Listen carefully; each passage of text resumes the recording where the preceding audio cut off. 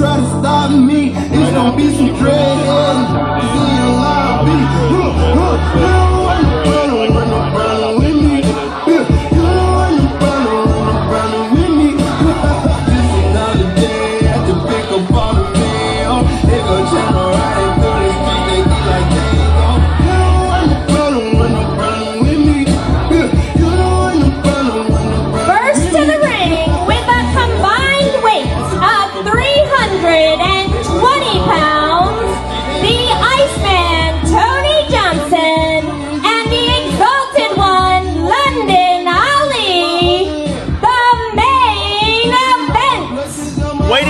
Gentlemen, it is September 8th, 2018, Ryse Pro Wrestling here at the Stronghold. My name is Jim Amata. I am joined by the legendary Pittsburgh athlete, Mr. Paul Atlas, and the Rev Ron Hunt.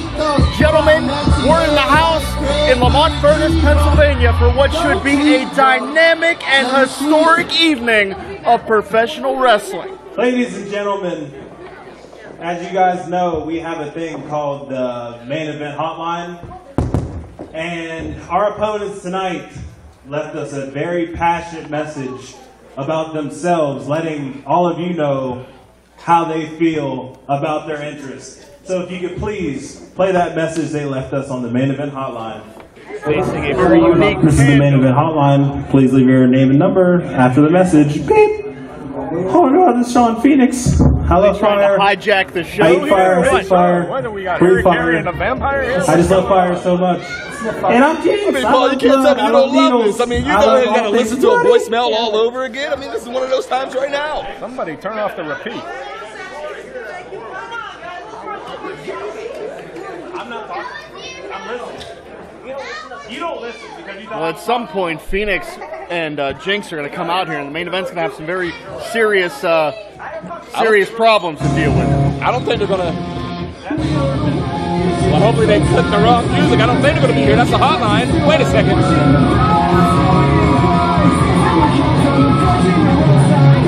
And now to the ring with a combined weight of 256 pounds, the Firebird Shawn Phoenix and bloody adorable Jinx, Keystone State Dude Corps.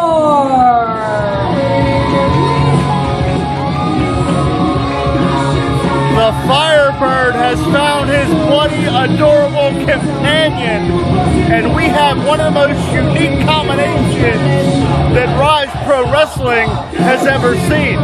Well, I think one thing that I can add, I don't know about you, Jim, and I don't know even about you, Paul, but one thing you don't notice about Shawn that I kind of picked up is Phoenix didn't breathe fire tonight. I think right now what we're seeing is a more focused Phoenix as we're preparing for another night. Last month, or previous event, was a little bit more difficult of a competition for him as he faced Bulk Nasty. So now I think we're seeing a more serious and more focused Shawn Phoenix. I think Shawn Phoenix realizes, you know, it's all fun and games, and yeah, him and Jinx are having fun right now. But when that bell rings, it's all down to business. And I think that's where Shawn Phoenix is trying to go with this. Absolutely, Paul, is a tag team specialist for the majority of your nearly 3 decades in the wrestling business. I'm sure you can speak to the fact that tag team continuity is quite arguably the most important component of a tag team contest. Oh, without a doubt. If you're not on the same page, it's going to end badly. And I'll tell you what, the main event has been the most dominant faction here at Ryse. Hold on, wait a second. Calm your horses and give some respect for the main event, Londyn Ali and Tony Johnson. That's why I'm talking about the main event right now. As I was saying, the main event, I don't know why, I'm not sure how much they pay you to shill their merchandise. But I'm going to tell you what, when it comes to tag team continuity, the main event may be second to none in Ryse because these guys are ultra confident each and every time they step inside the squared circle. It's arrogant, but quite frankly, as much as it pains me to say it, Tony Johnson and Londyn Ali, along with the main event, may be just as good as they think they are. Oh, without a doubt. You know, Londyn Ali Duke Davis and Ganon Jones Jr. all got into this business together. They've rode down the road together. They've talked together about strategy. And then you bring in a veteran like Tony Johnson. I have faced Tony Johnson in the ring, and this man is all business when it comes down to it. He's all about winning, and that's what the main event is. Absolutely, and Johnson, one of the most well-rounded individuals in Pittsburgh independent wrestling. There's no obvious flaws in Tony Johnson's game. Rolls Phoenix through. Bicycle knee misses. And Phoenix is really going to have to use that speed here. But that's what I'm talking about. Tony Johnson, a real ring general, knew exactly where Phoenix was at all times, was able to telegraph it there. I think one thing you just said that, ironically, I never really thought I would agree with you, is that Tony Johnson is a ring technician, but at the same time, I mean, look at that. Shawn Phoenix just one step ahead of him every now and then. For the first match in tonight's event, this is going to be a very big stepping stone for the whole entire show for the rest of the night here at Ryse Wrestling. Oh, without a doubt. And I'll tell you what, Tony Johnson is not only technically sound, he's got a mean streak a mile long. Now, gentlemen, Londyn Ali, one of the most ultra-confident females we've ever seen. But dealing with Jinx is a whole different riddle, a whole different equation. How does the Witty Lioness deal with someone as eccentric as the Bloody Adorable one? Well, she's going to have to be on her game tonight, because you know what? You never know what Jinx is going to pull out. This lady is bizarre. And certainly last month, Jinx was victorious in her Ryse debut against Lawless. And now building upon that, Jinx and Shawn Phoenix have been traveling as a team in recent months. They don't have the experience of the main event, but certainly Shawn Phoenix and Jinx have proven to be a successful combination. They're going to try to transition that success here to Ryse, which has one of the most competitive tag team divisions anywhere in independent wrestling. Oh, I think what I alluded to earlier with the main event. Shawn Phoenix and the Bloody Adorable Jinx, they travel together. You've got to travel together. You've got to live together. You've got to become family. That's what makes successful tag teams. I couldn't have said it any better. I think that was, actually, I think, Paul, you're reading my mind a little bit, but just like you said, a lot of that camaraderie comes when you're on the road. But at the same time, let's look outside of that. I mean, you see these vicious forearms that Londyn Ali is throwing. This is a woman that's not just about, okay, let's get a win. She's about proving a point. If you recall back even months ago, Londyn has called out other women. Beautiful Hurricane Rana from the Bloody Adorable. Can she stay on it? And Smart. notice, Smart. Paul, you can speak to it once again. Tag Team Wrestling 101. Londyn was in trouble. She made the tag. That is true. That's what you got to do. You got to know where you're at all times in that ring. And now I think Jinx is a little out-muscled here. Yeah, certainly this is where the height and size advantage of Johnson will come into play. And it looks like 6 o'clock right now. What strength from Johnson. Single leg squats. All the blood rushing to Jinx's head. There we go again. I'm loving it. Oh my God! Snap suplex. That'll jar the spine. Talk about the gravity on that one, Paul. I'm telling you, like I said, Tony Johnson is technically sound, and he has that mean streak a mile long. The big match Tony Johnson and myself had, a last man standing match. And I'll tell you what, everybody knows how tough I was in the ring, but this man took me to the limits that night. I think one thing you could probably say on this, Paul, when you were talking about that, I mean, Tony Johnson is one that he's often easy to be slept on just by looking at his size or his demeanor and his calmness. But, I mean, you can say to this, he's able to kick it into another gear that sometimes will challenge any wrestler to the limit. Beautiful bridge here, shoulders down. Jinx escapes. And, gentlemen, notice how when Johnson made the tag, he made sure to position Jinx in the corner of the main event. Londyn Ali was right there for the tag. And now, once again, Tag Wrestling 101, Jinx finds herself in the absolute wrong part of town. Cutting that ring off, cutting that ring in half. Classic tag team wrestling. And if you're Jinx here, you're the smaller competitor of this matchup, and you're in the absolute wrong corner. The very pivotal moment here in this matchup, can Jinx make a tag? Can she fight her way out of this thing? With as eccentric as she is, I wouldn't want to take those shots either. Could you hear those blood-curdling screams coming from Jinx, coming from seems like sometimes the very pit of hell itself, and she's fighting back with each and every part of being that she can possibly right now. But can she keep it up and make that tag, that ever so needed tag of Shawn Phoenix? But look at Tony Johnson's positioning. He's got himself between Jinx and her partner, Shawn Phoenix. Going for the pin. Shoulders down. Let's not forget, just a few months ago, Tony Johnson went 30 minutes with our grand champion, Matt Conard. This guy is not in his first rodeo. He knows exactly how to dish out punishment, exactly how to time it up. Absolutely, one of the top-tier athletes, and that's why he's such a featured competitor here on a monthly basis at the Stronghold. Tony Johnson is as good as they come, and as we've talked about, the main event are as synonymous with one another as anybody. 10 minutes gone by. 10 minutes. Johnson transitioning very well to this tag team equation really seamlessly. He's as smooth in a tag scenario as he is in a one-on-one situation. I think that attests right to his name, Iceman. I mean, he's as cold as ice. He knows how to call out shots. Look out! No water in the pool, and finally the tag is made. That quick, the table turns, and the Firebird is ready to fight.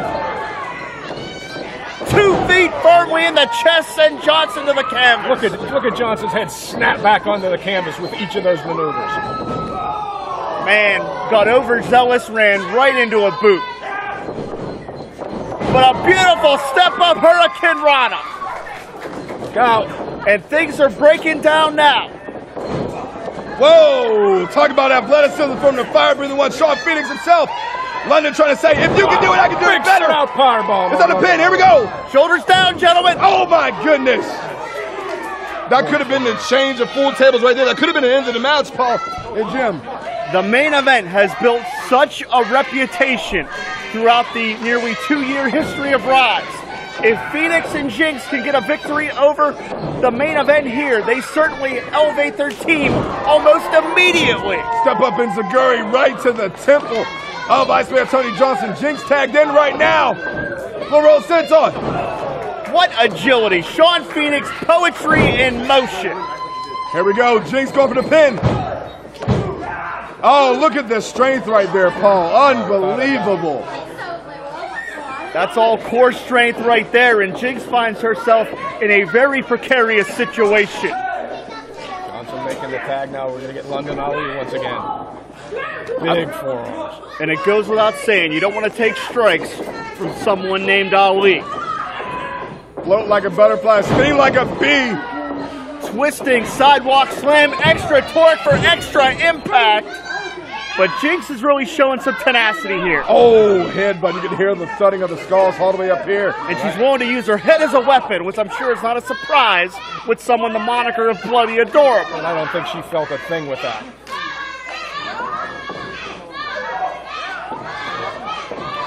Oh, my goodness. Londyn caught her and planted her to the canvas. Yeah, Londyn Ali has only been in this business a few short years. Maybe not even a year or two. And this girl, I'll tell you what, I have never seen anyone come along as fast as she has. It goes without saying, gentlemen, this back and forth action proves to you how evenly matched, how top tier these 4 athletes are. Oh my goodness. Look out! Spanish! Oh my God! Off the top and planted Londyn to the canvas. Spectacular maneuver, but can Jinx follow up with the cover here? I think. Oh! What? The hand no. The hand came down, but the shoulder came up beforehand. That is a very good call by Nick Davidson. He got it right. He saw the shoulder came up before the hand came down. Credit to Nick Davidson. He wanted to get the call right. This matchup does continue. Talk about milliseconds right there, gentlemen. Jim Paul, I haven't seen anything any closer than that. As a matter of fact, the timekeeper almost rang the bell just slightly, but just like you said, called up at the last second. Beautiful placement and timing by a referee. Oh, I will give him credit for that. I'll tell you what, when the action's moving this fast pace, to get that call right is amazing. I think, guys, just to attest to it, I mean, I say it once again, this is just the first match of a whole event worth of things that's going on tonight. You can only expect this hard-hitting action here at Ryse Wrestling. Look out, Wade. Always got Jinx. Jinx is struggling here. She's fighting her way out.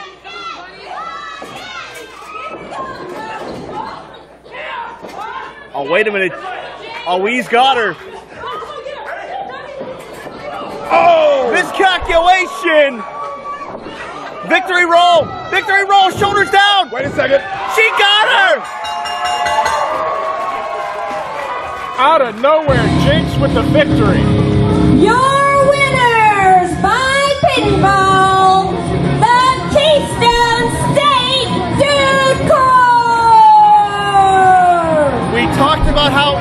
matched it was. And it took just one small misstep from the main event. One slip, and the Keystone State Dude Core able to capitalize. The dynamic Firebird and Bloody Adorable victorious here at Ryse. I think no matter how much you talk about communication or not, any great team, tag team, sporting team can fall short of a victory by simple miscommunication. I think that was just a matter of a simple slippage. Maybe the wrong play was called, or maybe just a slight bit of an overstep. But as you guys know, especially Paul and Jim yourself, calling this action for years, all it takes is a half a second of being off your game.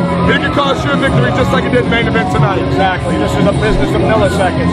A millisecond cost them the victory. A millisecond gave them the victory. Shawn Phoenix and Jinx victorious here at Ryse.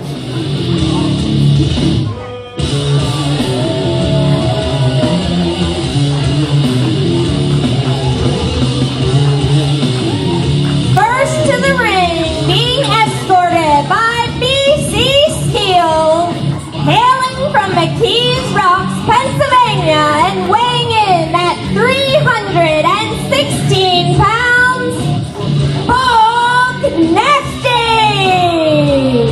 Well, guys, if you remember this before, this isn't the first time that we have seen Voxx in action, as Voxx destroyed Drake Braddock in under 4 minutes the last time that he wrestled here in July.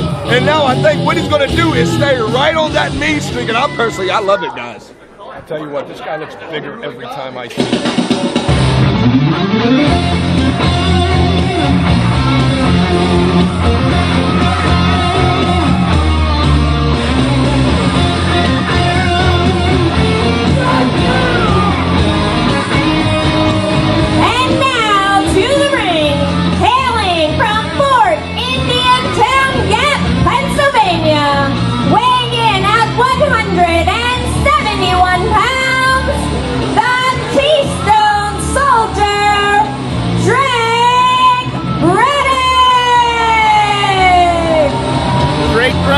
Certainly looks very focused here tonight at Ryse.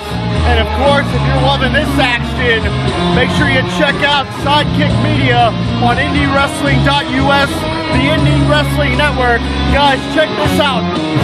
$5.99 a month, and you're going to have access to not only all the Ryse wrestling, but several other special events, special features for just $5.99 a month. It's cheaper than one of those ridiculous coffees that are out there. $6 a month. What do you mean? It's the greatest thing of mankind, and even the more greatest thing of mankind, just like you said, you can get all the action right there at Sidekick Media. Also with our partners IndyWrestling.us, I mean, a lot of great action. $5.99, that's less than one of those cheeseburgers that you eat, right, buddy? I think he's talking to you, Paul. I don't eat cheeseburgers. See, quiet, Rose. He eats T-bones. Ladies and gentlemen, jokes aside here, Drake Braddock, the boy catcher, was embarrassed in the debut matchup for Bulk Nasty in this building. Bulk Nasty defeated Drake Braddock in 3 minutes and some odd seconds. Quite frankly, after that devastating and humiliating loss, Drake Braddock had questioned his status in the wrestling business. Drake Braddock questioned if he still had it in him to be competitive in the wrestling business. I think with one of those things, just like you said, he questioned it. I know some of our writers and editors with RiseWrestling.com, they actually spoke to Drake even before this a little bit ago, and Drake told them that he actually went out of town right after that devastating loss to refocus, to retrain, to get his mind back on sync right in Arizona. And I think we're seeing a definite, difference in the mark within Drake Braddock here. Well, that's what I'm saying, Rev. Tonight is really a night of redemption as Braddock kicked Bulk right in the eye socket. Quite frankly, watch out here. Don't worry about just redemption. Keep an eye on this big man, because I tell you what, you got to keep him down. You better stay on it, because if this guy gets back up, he can take Drake Braddock down again just as quickly as he did before. Absolutely. Beautiful swanton connects. Could this be it, though? Look at the power and bulk. And this is certainly a very different series of events than we saw the last time these two were in the ring together. And that really tells you that that loss has fueled Drake Braddock, has fueled his motivation. If Braddock is humiliated here again tonight, we may be seeing the end of his career. Oh my goodness! And as you said, Paul, that quickly, one shot changes the complexion of this contest. Like I said before, I think this guy gets bigger every time we see him. Okay. Man, BC Steel's giving him a little bit of water just to quench the thirst. Is that Weasel still around? I'm not sure why you're pointing out that BC needs water. He's not putting out some physical exertion there on ringside. Of course he is. Exertion in his life. Oh my goodness, you guys don't know greatness when you see it. BC is one of the greatest in all of mankind. Do you not see the money and the bling on his suit? Yeah, I can buy costume jewelry too. Look at that. And that's what BC Steel is there for. Make no mistake about it. To exploit the situation. In this case, exploiting the position of the referee as if this monster needs any help in there. Drake Braddock had something in his eye. BC tried to wipe it out. His fingernail accidentally got caught. That's simple. And look at the strength. Goodness gracious. Drake Braddock goes about 205. Oh my goodness. And Bulk held him up there like it was effortless. That is a long, long way down. Braddock is feeling the effects of his one finger cover. Come on now.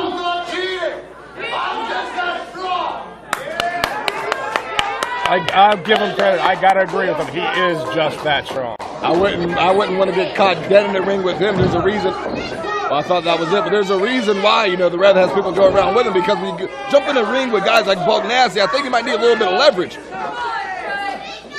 Bulk Nasty has been an unstoppable force so far here at Ryse. But as we're seeing, Drake Braddock is going to fight back. The Iraqi war veteran, the mixed martial arts expert, is going to try to mount an offense against this Neanderthal. Wait a second, right to it. What is Bulk up to? And look at the raw power, just hurling Braddock around as unorthodox as he pleases. I'll tell you what, Drake can do all the training he wants in all the different places, but the size advantage, I think, is just too much. Bulk Nasty is way too big, way too strong.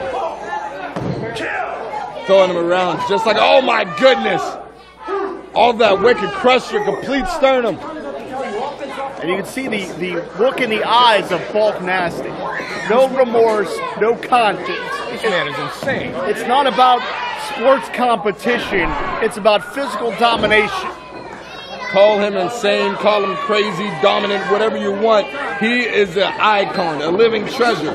But at the same time, notice this, you talked about Jim, looking into the eyes of Bulk, also look into the eyes of Drake. Even though right now he finds himself, you know, a little bit of the underdog, that fight is still in his eyes. There's something about the fight that's in Drake Braddock's eyes that has him staying alive. Well, that's the military training. I mean, he's taught to fight at all costs, kill or be killed. So this man is not going to give up easy, don't get me wrong. But again, Bulk Nasty, I think in the end is going to be too big and too strong for a man like Drake Braddock.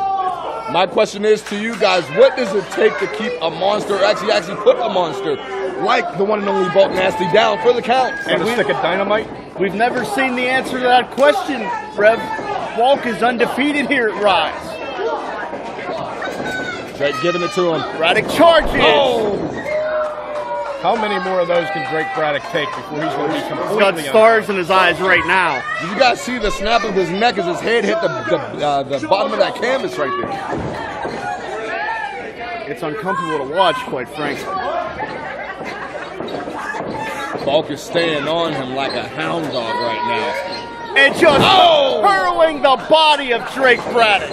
Not even a fall-away slam, just chucking him over his shoulder like an old sack. Last time I saw something like that, I was actually watching the International Strongman competition. You know, they were charged out. Hold on, here we go, a pin. Drake is still alive. Are you actually trying to compare Drake Braddock to a keg of beer? Yeah, a little bit. It gives you a little bit of happy feeling when you actually talk to him. Almost like, you know, a little bit of liquid courage.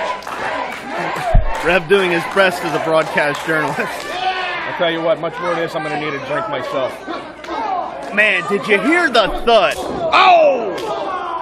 Drake is back. Firing back, though. Oh, my goodness. Now, you notice Drake Braddock firing back with everything he has, and it just didn't faze Bulk Nasty. Not one bit. You know, Paul, I'm going to agree with you on one point here. This may be just a matter of physics. and Drake Braddock may be physically overmatched. Bulk Nasty may be too strong, too vicious, and too dominating for Drake Braddock. And I'm not trying to sell the man short. Drake Braddock has big heart as anybody, but as I said, it's a matter of physics. And if you're physically dominated, then you're physically dominated. I agree with you 100%, Jim. There's one thing, the fans right here, the strong herd are fully behind Drake Braddock right now. But it's not enough to give him that leverage to take that monster down. Well, they can't fight for him, so I really don't think so. Braddock gonna try to charge it out here. Oh, ball caught him. Ball caught him. Put him down, baby. Put him down. It's over. Wait a minute, sleeper, gentlemen. Sleeper. Wait a minute, what's BC Steel doing up on that ring apron? Get him down, ref. Oh, wait a minute, what's he got in his hand? That's powder. And he... Well, that worked out well. A miscue, he just blinded Bulk Nasty. Bulk Nasty can't... He has no idea where he is. BC's plan has backfired. Whoa, what are we going to do? Oh, my God! Oh, my God! Drake the monster is down! Drake just slammed Bulk Nasty! I have never seen that before. I don't think anybody has taken this man off his feet like Drake Braddock just did. I just see what I thought I It's saw. on top! Go, Nick! Tom! Oh, no Is this way! it? No way! Is this it? He got him! Major upset at the Stronghold. And your winner by pinfall, the Keystone Soldier, Drake Braddock. One of the age-old additives here is never say never and expect the unexpected. And I believe, gentlemen, that's what we just saw here as Drake Braddock did the unthinkable. He got the win over Bulk Nasty. Without a doubt, a true David and Goliath story has happened here tonight at the Stronghold as Drake Braddock, David, has slain Bulk Nasty Goliath. We have seen the redemption and the rejuvenation of one Drake Braddock. A tremendous victory here at Ryse. Wait a minute, Bulk Nasty is not too happy right now with BC Steel.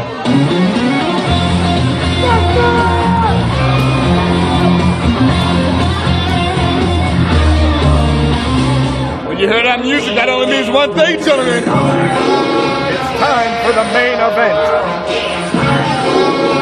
Hear the huddle behind you. Hear the huddle. Here they are.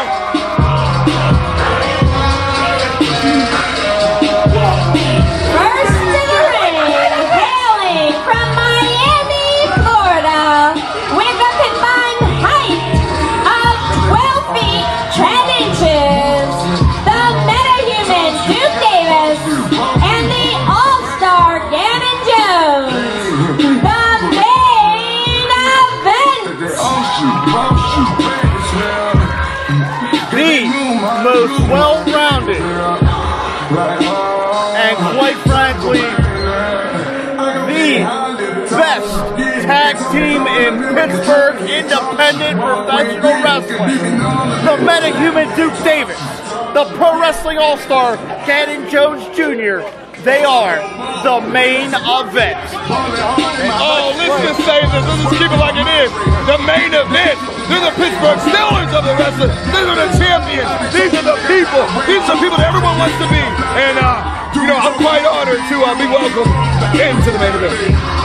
These two guys remind me of like Miami, the University of Miami back in the 80s and 90s. Completely dominant, especially on home turf. Main event is entering their 18th month of his tag team right here at Ryse. Can you guys ever believe that? Never been defeated. 18 months, never been defeated. That is an impressive record in this business.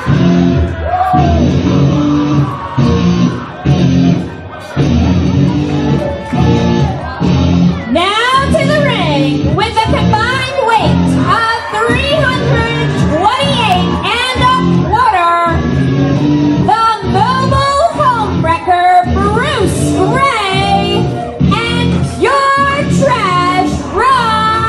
Mathis! Ron Mathis, a veteran. He is a veteran, a complete icon within the wrestling business as a whole. As he had championship pedigree all over. We're talking PCW, Cleveland champion, Remix heavyweight champion, Riot champion, former CZW champion. The list goes on and on about the things that he's been going. But then there's also one that is perhaps what people say the master of the DDT. That's the guy that you see right there before Ron Mathis, the one and only Bruce Gray. Wait a second. Main event and wasting no time in getting this match started. Gentlemen, these are two very diametrically opposed tag teams, two very different styles. What you're going to see from the Midwest combination of Ron Mathis and Bruce Gray, they are brawlers. They scratch and claw. There is no risk that neither Gray nor Mathis won't take. And you can see that right here because they're getting close to us. Wait a second. Ganon's taking it to Mathis. Bruce Gray's up here by us. He and Duke are going at it. Gentlemen, the action hasn't even got to the ring yet. You see our cameraman having to hurry up and get out of the way. I don't know if we even have a bell yet. Talk about handing it to them. I mean, these are guys that really haven't been in the Pittsburgh area for quite some time. Bruce Gray hasn't been here in over a decade. And then at the same time, you know, coming here, Ron Mathis, known as the White Trash Messiah. Whatever it takes to get the win, that's what they're looking to do. But they're fighting all over this place. Look out. Wait a second. Look out. Hey, guys, whoa. Well, they're right by us, and I'm not sticking. Hey, Paul, help me out here, all right? I'll tell you what, that's what you know about a guy like Duke Davis. I'm sorry, I don't mean to. Look out. Wait a second. Ron Mathis. Oh my God! Look out. That is concrete. There's bodies all over the place right now. Oh my God! And Mathis just got suplexed on the concrete floor. This is not They're a ring all around us. I know we're supposed to be calling this thing, but damn it, I'm watching my back because this is dangerous. How can you call it? They're everywhere. Paul, Jim, there's bodies all over the place right now. Fighting, clawing all over the place. Ganon Jones Jr. on Ron Mathis. This is like a car crash on the I-76 right now. Ron Mathis is a man that has been a deathmatch veteran. He's fought with light tubes, barbed wire, broken glass. This is Ron Mathis' environment. This is Ron Mathis' wheelhouse. This is exactly what Mathis and Bruce Gray wanted. I'll tell you what, these guys seem to be enjoying this. I got a question for you guys. Have you ever seen any action like these? I mean, these guys haven't been here for quite some time, and they're completely giving it to the main event right now. I mean, they're going toe-to-toe with them. In 18 months, I have never seen the main event on their heels the way they are right now. And think about this, gentlemen. What does this tell you about the main event's reputation? Ron Mathis and Bruce Gray, they've conquered the Midwest. They want to bridge out to the East Coast here. And what a better way to do that than if they defeat the main event. A tag team that is undefeated in the entire history of Ryse. Jim, you made a completely good and valid point right there. As Ron Mathis trying to go for a chop, good moves out the way. His hand might be broken on the post, but Bruce Gray returns the favor to Duke Davis with that chop. I'll tell you what, if Duke and Ganon don't get their act together here real quick, the main event could go 0 for 2 tonight. And you could hear the thud on those strikes. And I was hoping to be able to analyze this contest, but quite frankly, there's been too many damn bodies flying around here for us to really settle in. I think sometimes actions speak louder than words. I don't know about you guys, but just the tension that's here right now. These guys are wanting to prove a point. Bruce Gray and Ron Mathis are willing to prove a point right now against Ganon Jones Jr. and Duke Davis. Can they do it and get that win tonight? Once again, the action hasn't even hit the ring yet. Well, let's face it. Duke and Ganon brought this fight to them. They started this, and they are completely out of their element right now. They are not street fighters. They are athletes. and they tried to take it to him, and now they are paying the price. Wait a second, Paul. Are you trying to say that Ganon Jones Jr. and Duke Davis brought this upon themselves? That's exactly what he said. You're listening to the same conversation I am. The main event has put it out there. They'll take on anybody at any time. And quite frankly, tonight they found two very eccentric individuals in Bruce Gray and Ron Mathis that want to expand their own resume. When you're as good as the main event is, there's a target on your back.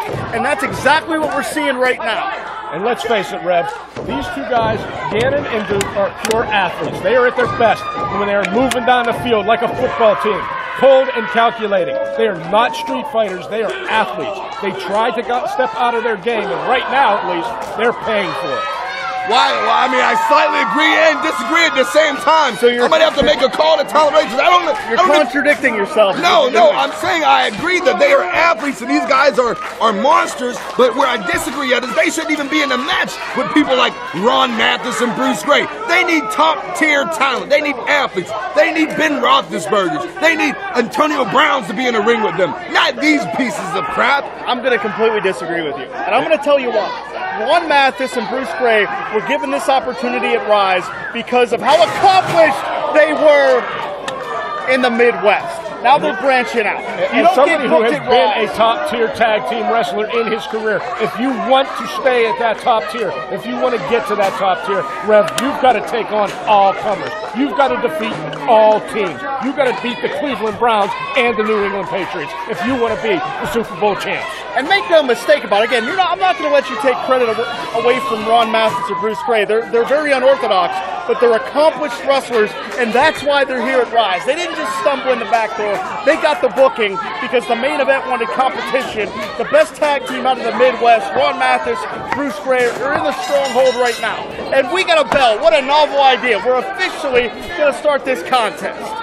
Well, I mean, there's one thing, once again, you can't take it away from him because when you look at a guy like Ron Mathis is right now in the ring with Duke Davis, I mean, the last time that we have even seen him relatively in the general area was when it was him and a few others. They were facing against the Young Bucks, the Chance Prophet with Remix. But look at him right now. You said they're not brought in the back door. This is a guy, look at this. He's taking his pants off. He's called the White Trash Messiah.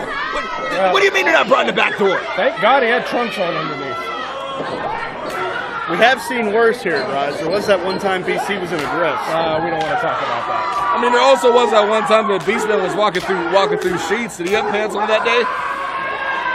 You never know with him. Tag here into Bruce Gray, a young man that was a long-time athlete in professional wrestling before he really found himself. And that picture-perfect drop kick shows you that Bruce Gray has reached a new plateau in his career as well. Let's face it, in the last year and a half, we have never seen a team take it to Ganon and Duke Davis the way these two gentlemen are tonight.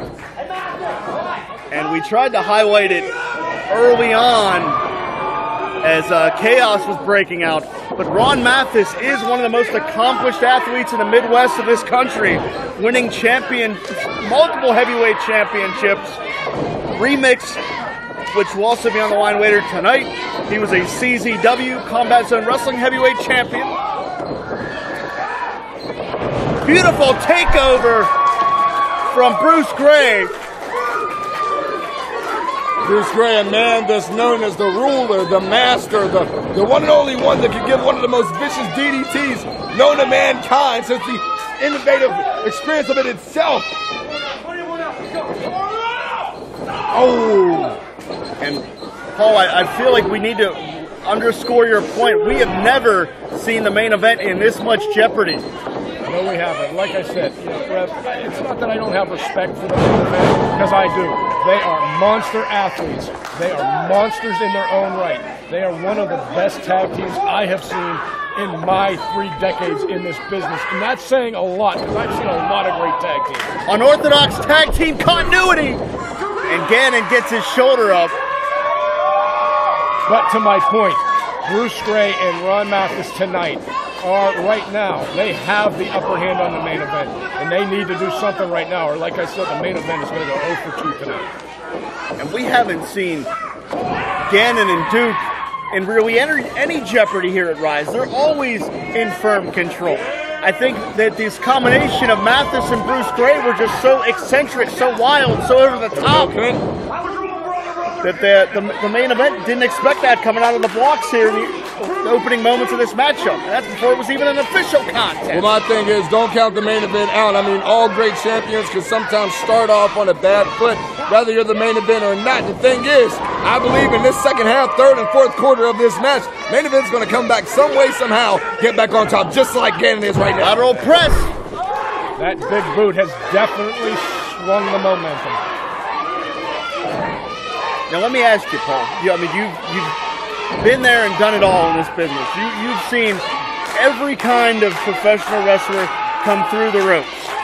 Someone like Ron Mathis, who has experience wrestling with some horrendous objects, light tubes, barbed wire, broken glass, as an opponent, how do you prepare for someone that has that type of psyche, that type of mentality? Because clearly Mathis has no concern for his own well-being. Well, it goes back to what I said before. Duke and Ganon took the fight to them and tried to play their game. Now, if they're going to come back here now that they've swung the momentum and get back to their game plan, to working their way, to wrestling their way, that's where they'll have a chance to pull this out. You do not play to the opponent's strengths, and I believe that is what the main event did at the start of this matchup, and that is why we had what we had.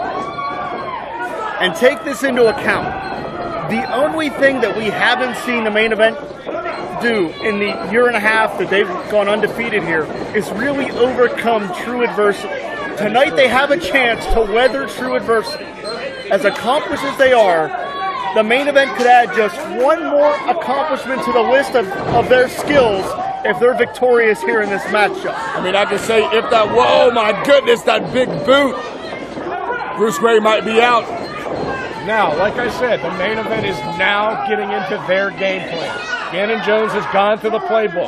He's called the audible.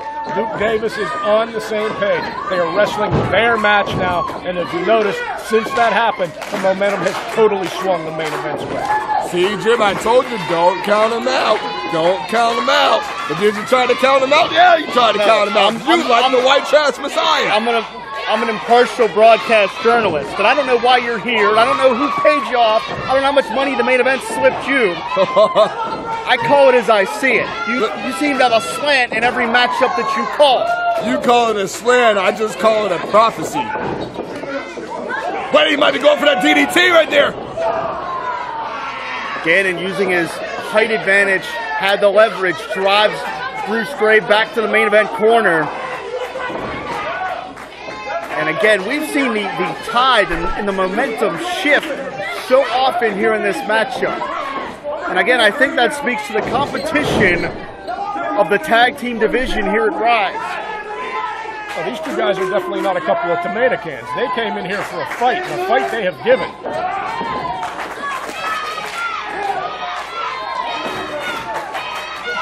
Main event now, putting together their textbook offense. Beautiful vertical suplex.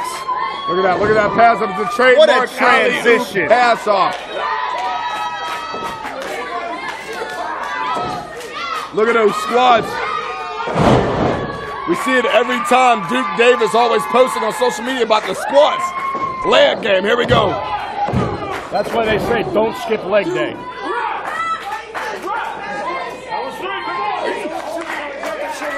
You know, I'm not gonna lie, I sometimes skip leg day, you know, I don't not quite for me every Monday, I don't know. How do you Dude, I got 2 leg days a week, that's how much I love it.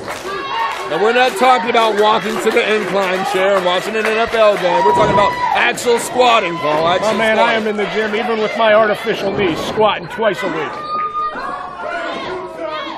Duke just cut Bruce off, and notice the positioning of Duke Davis.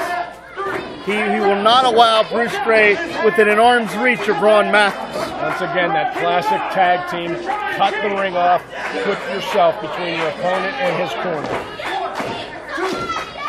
I think when we look at this match right now, I mean, even just from the beginning of it, before the bell rang and they started on the outside, I mean, they've been giving it to the main event all night long. This has been a match that's been going back and forth all night. Oh my God, turn inside out.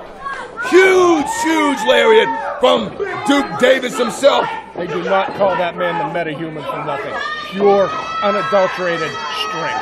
I remember years ago, I actually took a choke slam from Duke Davis. When I tell you, I feel like I had an out-of-body experience. I mean, it was something I haven't quite experienced before. He's a monster. He's a machine. I mean, both of them together, the main event, a well-oiled machine.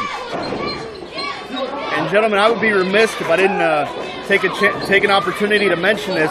Not only is Duke Davis on this release here at Ryse for the Indie Wrestling Network of $5.99 a month, but one of the special features on that network will be Duke Davis and Shirley having a sit-down conversation about professional wrestling. Two very diametrically opposed individuals. Wow, I can just imagine those conversations. Have you ever tried to talk to Doe? I have. It doesn't work out well. Thorg's like a mad scientist. He's mixing all kind of dangerous ingredients for that. Tag into Ron Mathis here.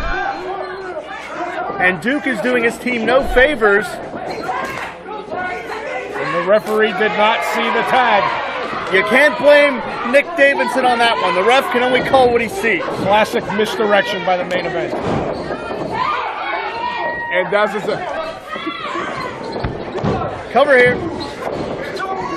So close yet so far away. Ron Mathis completely boiling on the outside.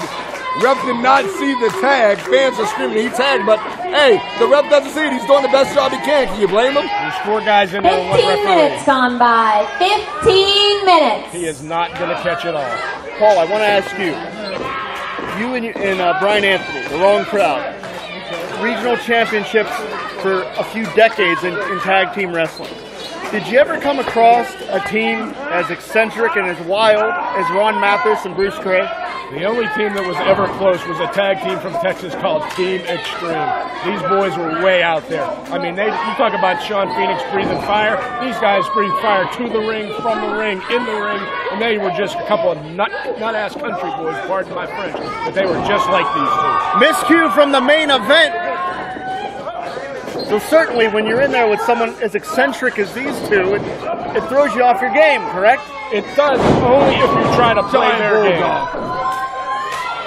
Brian Anthony and myself would never get into their game plan. We would always use our own game plan. That's how you win. And 99% of the time, that's what we see the main event. That's what they strategize to. Wait a second, tag finally made. The ref didn't see it, so Ron Mathis is the legal guy in the ring right now. But look at this teamwork right now, using his partner, Bruce Gray. And that's what I'm talking about. So unorthodox is this combination from Ohio. Oh, follow it. What strength. Beautiful strength. And again, can you do it again? Unreal. Ron Mathis showing why he is a multiple-time heavyweight champion in multiple promotions, because he can do things like that. And he's going to do this. Look out. Dive. And his head landed directly against the head of Ganon Jones Jr. Ganon may be knocked out. And you know, Mathis doesn't care if he loses a few brain cells. Have you guys ever seen anything like this? I mean, from the bell all the way up till now, completely giving it to him. Both two giants instead of combined of 12 feet, 10 inches. I'll tell you what, this has been non-stop action since before the bell. What could he be going for right now? Beautiful super kick TKO combination. This could be it. Oh my God. What an upset. Oh! Gentlemen, what will it do for the reputation of Ron Mathis and Bruce Gray if they are the first team to walk into the Stronghold and defeat the main event? Oh, it definitely just puts them on the top shelf. Well, I think just like you guys said, we've been talking about it all night. I mean, for 18 months here at Ryse, since the beginning of Ryse, the main event has never lost a single tag team match. So for guys to come in that, once again, Bruce Gray hasn't been here for close to a decade. Ron Mathis one that's known all across for championship degrees. Wait a minute, cover here. No! Oh my gosh. That's close. Talk about the willpower of Ron Mathis, but it would be absolutely huge for them to come in and make a big upset and give them their first loss here at Ryse. Ganon going back to that playbook. He's trying to find a winning play. I don't know if they have many plays left after this. We will see right here, right now, if the main event can weather the storm. Mathis avoids the contact. And one more time, miscue from the main event.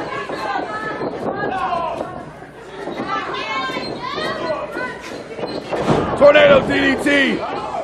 Beautifully done, absolutely stuck Ganon on the top of his head. Oh my God! He hit it! That is what matches all around the world, that DDT, what Bruce Gray is known for. But look at Pete Davis getting the referee's attention. He's out, that should be it. But the ref hasn't seen it. The ref did not see the pin. Mathis just hit the concrete very, very hard. And now Bruce Gray is faced with the very precarious situation of trying to mount some offense against the metahuman. Roll through. Wait a second, he can go for it again. Oh. Oh, look out. Oh my God. And that's it. Ladies and gentlemen, the main event has got the win.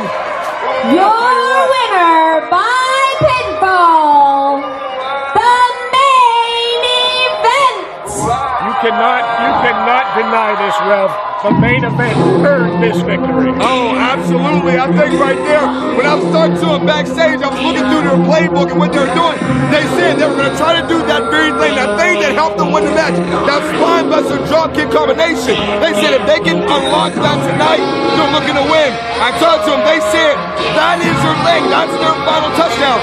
That's what they call the flagrant foul, and they won with the flagrant foul tonight. It may have been the toughest test of the main event's run here at Ryse, but their undefeated status and the claim as the best tag team in Pittsburgh wrestling remains intact.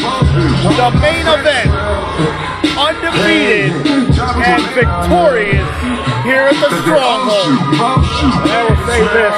As someone who was a member of the greatest tag team in Pittsburgh, I will tell you right now, the main event is almost as good. And if they keep this up, they may surpass us. And that's a big accomplishment for you to even just put that within a same. I don't think you saw it. I don't think you saw it. I don't think you saw it. Mathis yelled at us. He's upset. Bottom line, main event, victorious. Very controversial win, but yet it's still a W in the category overall. We cannot leave them out though. Bruce Gray, Ron Mathis gave him a very hard-fought battle, but the main event came away with a win in the bracket. I don't know about you guys in your fantasy league. The main event is at the top of my ranks, and I think they might go far with it. Hey, a win's a win. The main event got that win.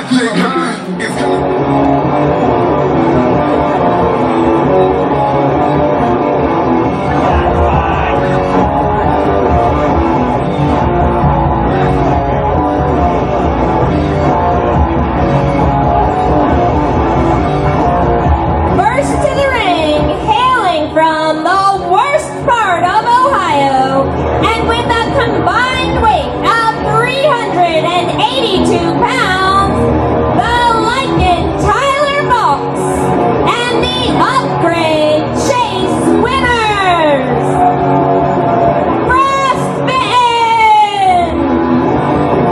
Ladies and gentlemen, welcome back to Ryse Pro Wrestling as our action continues. My name is Jim Amata, being joined by Paul Atlas and the Rev Ron Hunt tag team action to kick off the second half of our event here in Lamont Furnace, Pennsylvania.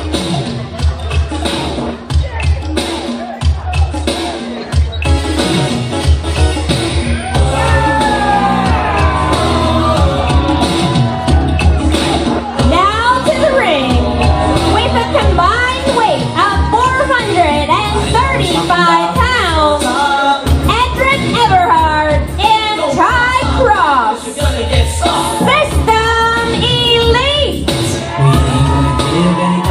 Wow, no, Jim, System Elite has had it pretty down in 2018 so far. They did get by the Golden Sheik, but because of Edric's injured knee at the hands of Duke Davis already in Cleveland, they had him set back. System Elite now really wants to get back on top of the tag team division and be able to grow their name here at Ryse and take it back to the top of the rankings. The fact is, can they start by doing that right here tonight as they face Frostbitten, Tyler Bott, and Chase Winners here at Ryse Wrestling. System Elite is another one of those top-tier tag teams in the tri-state area. They have traveled all around the tri-state area, and they are one formidable team. And of course here, Ryse Pro Wrestling being distributed, easy for me to say, through Sidekick Media on IndyWrestling.us and the brand new Indie Wrestling Network, which you can subscribe to for a mere $5.99 a month. How much? $5.99 Say a it one month. time. That is $5.99. It gets better every time. Less than $6 a month. You can get every Ryse event and several special features as well. And certainly this action that we're going to see here is going to be worth the price of admission. As System Elite, one of the more accomplished tag teams you're going to find anywhere in the tri-state area, really need, they're at a very pivotal point in their career. They really need to reestablish themselves against some very formidable competition out of Ohio, Frostbitten. And on the flip side, Frostbitten, a young tag team that's trying to make a name for themselves. They've come here to Pennsylvania. They've come here to Lamont Furnace. They've come here to the Stronghold. And they certainly want to etch their name in the win column. Well, I think just looking at it, I believe, right, a crisp young age in their career, they realize that needing an ally is important. And so I think that's what you come here now. We have Frostbitten here, but, I mean, with a team like System Elite, I mean, this isn't their first rodeo. Can they prove their point against System Elite and get a big win tonight? Well, System Elite, as we said, I mean, you documented it during the opening introduction to this matchup. Essentially, what's happening here is System Elite's hit a rough patch. How they respond to this rough patch will really determine the direction of their career going forward. It's a very pivotal and critical point in the career of System Elite. And Frostbitten, as a team at this point, not faring as well as they would have liked. System Elite is your typical traditional tag team wrestlers, as you can see, working together in unison, cutting that ring in half, keeping their opponents on their heels at all times.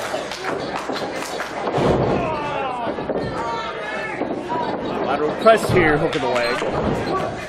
And gentlemen, as we start our second half, there's, even now in this tag team contest, there is a little bit of, everybody's a little on edge, everything's a little tense, because in our feature presentation tonight, title for title, it is Matt Conard defending his Ryse Grand Championship against the Remix Pro Heavyweight Champion, Gory, a very, very rare, very unique title for title situation as the Ryse management and Remix Pro management signed the contracts, putting each title on the line here tonight in the feature presentation. That's it. You have title for title, brother for brother, partner for partner. These guys know each other unlike any other. This is going to be a match for the ages. Here we go for a pin. Cover here. And you have to wonder here, what happens if System Elite fails to come up with a victory here? What happens? They'll fall further down in the rankings. That's what's going to happen. I mean, at some point, Paul, you had an lateral press here. Hold on. 2.5. You had, and still have, quite frankly, because you're still here with us, a very extensive wrestling career. There are peaks and valleys. You've had that throughout your 28 years. Oh, without a doubt. How does an athlete handle a valley? How do they handle the adversity, in your opinion? How do you get through a rough patch? Well, this is what separates the men from the champions. You've got to go back to the drawing board. You've got to go back to what got you there in the first place. And you've got to take the time, get back in the gym, get trained, get your game plans together, and just stay focused. So in many ways, this is actually an opportunity for System Elite to rejuvenate themselves. Exactly. And Rev, I'll shift to you.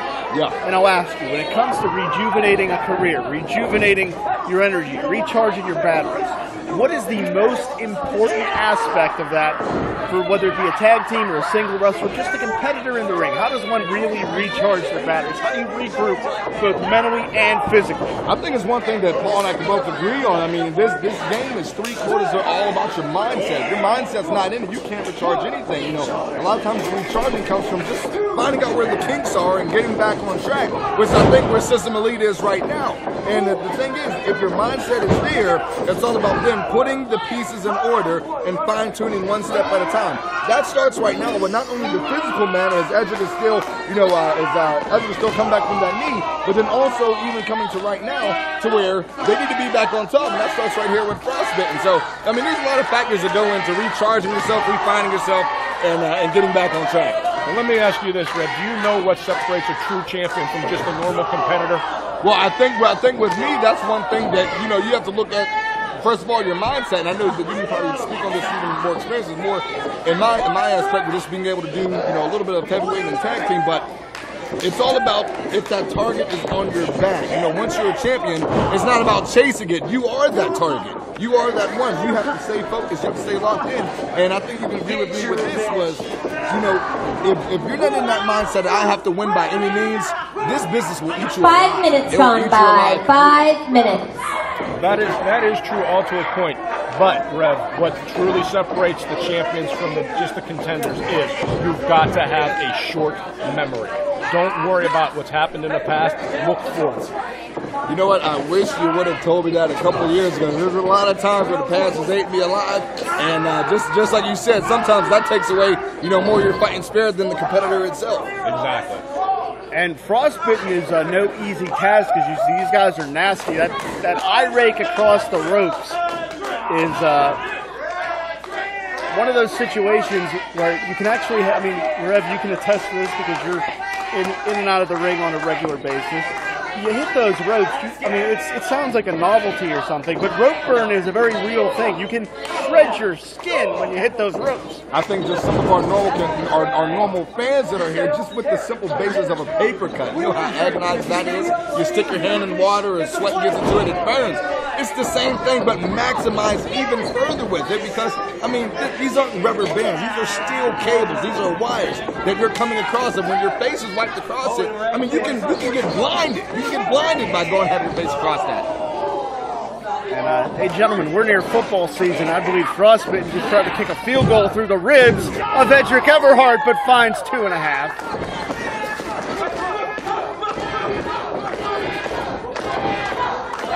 You know, this crowd here that has jam-packed the Stronghold, as we've said, the anticipation's been building. And while our main event is going to thrill everyone, coming up next after this matchup, the Gavel David Lawless will be out here. And quite frankly, it's something that I'm not looking forward to. He's still employed here. Well, I mean, clearly he's still employed here because whether you guys like to admit it or not, I mean, he's one of the top tier guys here on the Ryse and, you know, on the whole Ryse landscape. If not one of the secondary, if not primary faces here at Ryse, he's still employed. I don't press here. One thing, all I can say about him is he's a lawyer. That's all you gotta know. I take it you had some trouble with running in with the law. Well, let's put it this way: I got some attorneys that still send me Christmas cards. Jim, you got a couple of attorneys after you too, right? No comment. System Elite in the wrong part of the corner here. Edric Everhart, and this is what I'm talking about when I tell you that Frostbitten has really, they've brought it here because they bring that hunger, as you spoke about earlier, Rev. They're willing to go in there and put it out there. You know, there's going to be no holding back, and that's what makes this such a tough test. I think just look at this right now, and you know, just with being in this business, and you know, Paul, with you being in this business for even longer than I have currently, but you can tell that just the simple thing of age plays a factor. To see a young team like Frostbitten, very enthusiastic. Exactly. You know, they have that. That's what we would call that vinegar that's in their ear that keeps them vibrant, keeps them alive. You know, keeps that testosterone going, and that's what we're seeing right here. Yeah, Tyler Voxx and Chase Winters are really trying to make a name for themselves. That's really what the foundation of Ryse has been built on. You want an opportunity, you come to the Stronghold, and you put it on the line, and that's what we're seeing right here. I think this type of business... Hook of the leg! 2.5. I think this business, it's one thing here at Ryse Wrestling. It's always been a put up or shut up type of company since the beginning. You want an opportunity. If you're given that opportunity, you better kick that door in full circle, get what you think you deserve. If you don't get it, hey, that's on you. But when they give you the opportunity, you definitely got to capitalize on that. And I think that's what Frostbitten's trying to do tonight. And I think System Elite needs to dig down. Like Sweeps the leg. Nicely done. My apologies, Paul. Continue. That's quite all right. You're going to call the action as you see it, Jim. But I just have a feeling right now, as we talked about before, that short memory. I don't know if System Elite right now has that short memory. Tag in here, you're going to see Winners and Voxx are really going to use those quick tags, tag team continuity, tag wrestling 101 as we talked about earlier. And for being a young team to have the ability to recognize how effective quick tags can be, I think that shows you the potential that Winners and Voxx bring to the table. Beautiful drop kick right to the sternum. Pinpoint precision that time. That's like they say, wrestling is an older man's sport. 10 minutes gone by. 10 minutes. It takes a long time to learn that psychology in that ring. And knowing when to do what and how to do it. But if you can pick that up at a young age, you will go far in this business. Look at him measuring the precision like a technician. Both of them in the ring right now. That's a kick right to the ribs. That's a liver kick. And I'll tell you how effective that can be. That's a trademark of the Dutch kickboxing system. You kick somebody in the liver, that has a oh my God! But a Saito back suplex. Edric needs to get the tie cross right now. He needs to get out of that ring and make the tag if they have any hope of winning. But I mean, Paul, it's not going to be an easy feat. Right now, he's in the wrong direction. And look at all that ground he has to cover in the ring just to get the tag. Pivotal point in this contest. He makes it. Tie cross, the traditional House of Fire. They're trying to flannel up the Stronghold Arena tonight. Nothing wrong with flannel. Keeps you warm in the wintertime. Big collision in the corner. Oh my goodness! Grab the boots. Is he going for it? Man. Notice this one, guys. I have to say this real quick. That slight hesitation on whether he was going to go for the pin or not perhaps could have made this difference a whole lot. And that's where I think the short memory is not coming into play. These guys are worrying too much about what could happen and not what they need to make happen. Dropping the bow off the middle rope that time. Like I saw a little Dusty Rhodes in there. Dropping the bow? Look at you with the urban reference. Actually, it was a Fire Pro reference. Take the credit, Jeff. Take it. $5.99 for that Indie Wrestling Network. Did I mention that? $5.99, less than $6. Subscribe to it because you're gonna get all this action. Backcracker. Right across the spine. Beautiful scissor kick. Cover here, shoulders down, upset. So close, so close. Just like that. That right shoulder just barely. You can see the frustration etched on the face on your screen right now. I don't know if you could hear that crack that was right on his spine section. You can definitely hear it up here if you're here live at the Stronghold Arena. Just a crack that was across the vertebrae during that back. Miscalculation. Can System Elite capitalize? Edric is still down. He's been seeing stars the past several minutes. On his neck! German suplex. On his neck! German suplex by Edric Everhart. Roaring elbow. Cutter! Off the rope. Beautifully done. And just like that, out of nowhere, System Elite has finally found themselves. Your winner by pinfall, System Elite. And they do the unthinkable. System Elite, despite the injury to the knee of Edric, despite everything that they've been going against him, you can hear the crowd behind him here at the Stronghold Arena. They were able to do the unthinkable and capture that win here tonight, guys. System Elite looking to make this the first step on the road back to the top. Hopefully this is it for them. Time will tell. After a tremendous... Wait a second. Whoa, look out, the main event. Oh my goodness, Ganon Jones Jr. and Duke Davis are in the ring right now. Trying to take it to System Elite. Now we just saw these guys go all out against a young, enthusiastic tag team, and now they're being jumped by Duke Davis and Ganon Jones. I don't know if our cameras are picking this up right now. The ref just getting out the ring. I don't understand. What is behind this? Well, I know what the motivation is. They want to be on top. No. Well, I mean, you want to know what's behind it. I mean, if you even go back to, as we spoke on it before, I mean, Duke Davis injured the knee of Edric all the way in Cleveland, and I mean, they have him right now at their wheel, currently right now. Are they going to do even more damage? Yeah, at a premier championship wrestling event, the main event had targeted System Elite once before, and clearly that's their agenda tonight. It doesn't matter what state you're in, clearly the main event wants to snuff out System Elite. Now they have Ty Cross in their clutch right now, but what do we see? Wait a second. Now, these guys are they're going to try to injure Cross. They're going to try to injure System Elite again. This is disgusting.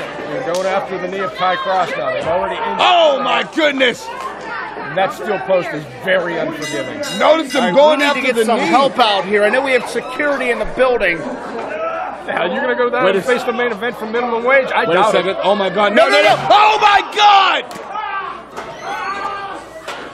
All right, this is enough, damn it. Get some medical attention out here for Ty Cross.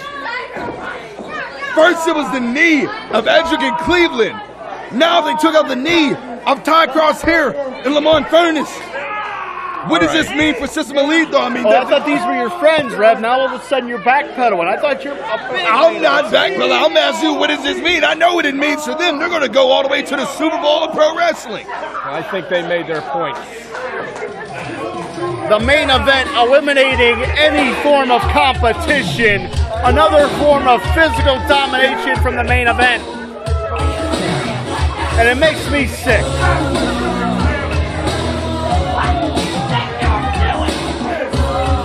Hey!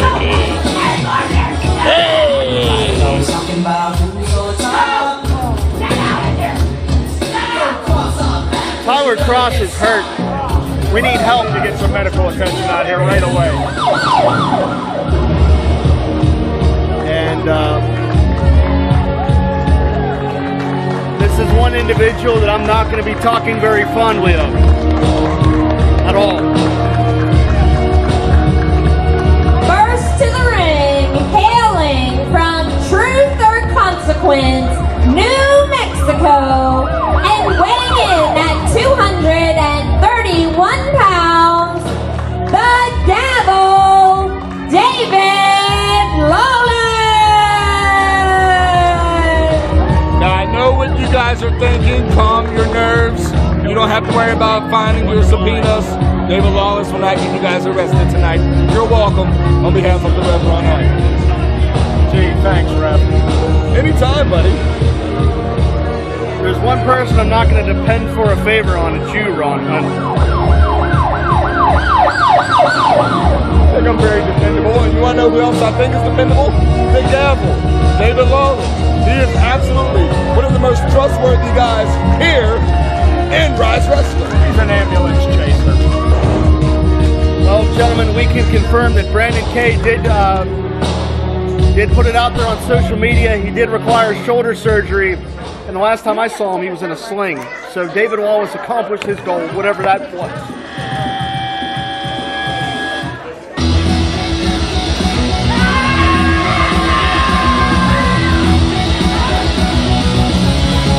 Now to the ring, hailing from Wheeling, West Virginia, and weighing in at 238 pounds, the Bearcat, Haught. Haught, not a stranger to Ryse Wrestling, and certainly a fan favorite here at Ryse Wrestling, getting the crowd completely behind him. But I think rather than dance, he needs to keep his mind set, because I know David Lawless is a man that means business each and every time. And quite frankly, I don't know what to expect tonight at Ryse. Well, I have to mention, gentlemen, unfortunately, Honey Badger was scheduled to be here. A shoulder injury has kept her on the sidelines, but you can bet that the Badger will be looking for her semblance of revenge against the Gavel when the time is right. He's Keith Haught, her tag team partner, longtime tag team partner, stepping up to take on the gavel tonight in her absence. And certainly get well soon to Honey Badger as well. And as I had said before Keith made his way to the ring here, it has been confirmed on social media, Brandon K did need shoulder surgery. His career in the ring is very much in doubt. And you know that David Wallace is going to gloat endlessly, obnoxiously about that. I mean, I would too if I took out a living treasure and a national icon such as Brandon K. Because, quite frankly, he did exactly what he set out to do. I mean, can you blame him? He had a mission. He got the job done. And here we are right now. I mean, Lawless is one that no matter what his mindset was, he defeated Drake Braddock. He defeated Shawn Phoenix. He defeated Londyn Ali, Lewis, Lee Moriarty. The list goes on. Why not brag about it? And there's a time-honored tradition in this business that you do not disrespect your trainer. And that is exactly what this idiot has done. Complete disrespect for his trainer, Brandon K. I have trained many individuals in this business, including Brandon K. And I can tell you right now, I have never, ever had a student disrespect me the way Lawless has disrespected Brandon. Paul, I understand your frustration, and I don't even expect you to be impartial here. I completely understand if you would be biased towards David Wallace, but I'm going to ask you to try to call this one as fair as possible, because we're not going to sink to the level of David Wallace. Oh, I'm just calling it like I see it. This man is an ambulance chaser, he's a goof, and he proves it every day. That was totally uncalled for. We have children here. We're not smacking any bottoms. That was very tactfully put. I'll give you credit for that. I mean, come on. Like, it is a PG show. Waist lock around the ample waist of Keith Haught. Standing switch.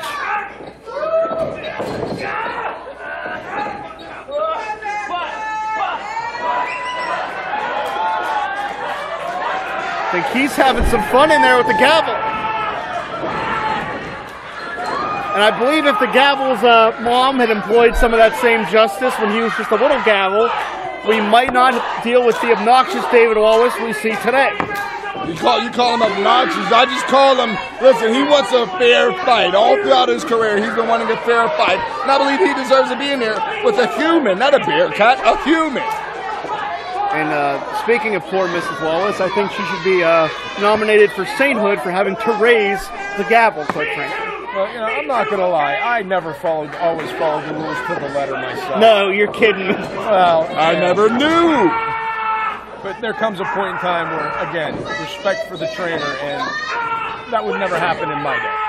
Well, but I mean, you know, call it disrespect if you want. I just feel like it was a time that, you know, he said in today's generation, it's time for, you know, some of the younger ones to step up. Unfortunately, that came at the cost of Brandon K's health. Sure, you want to step up, that's fine, but step up like a man.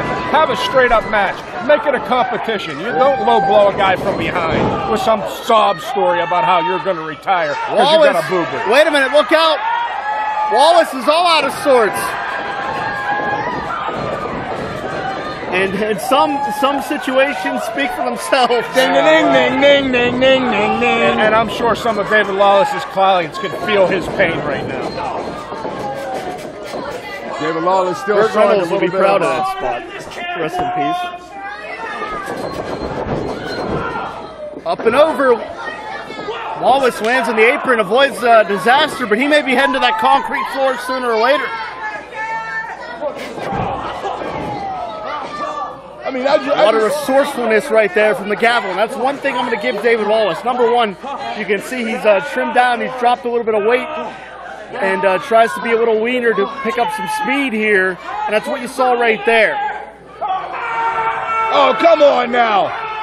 But Keith may be putting on a few ounces because he's going to take a bite out of David Wallace. Well, didn't you say win at all costs, Rev? I believe that's what Keith Haught is trying to do right now. Win at all costs. But I'm being biting a lawyer, though? Come on. Hey, they bite people all the time. Have you seen their bills? I have.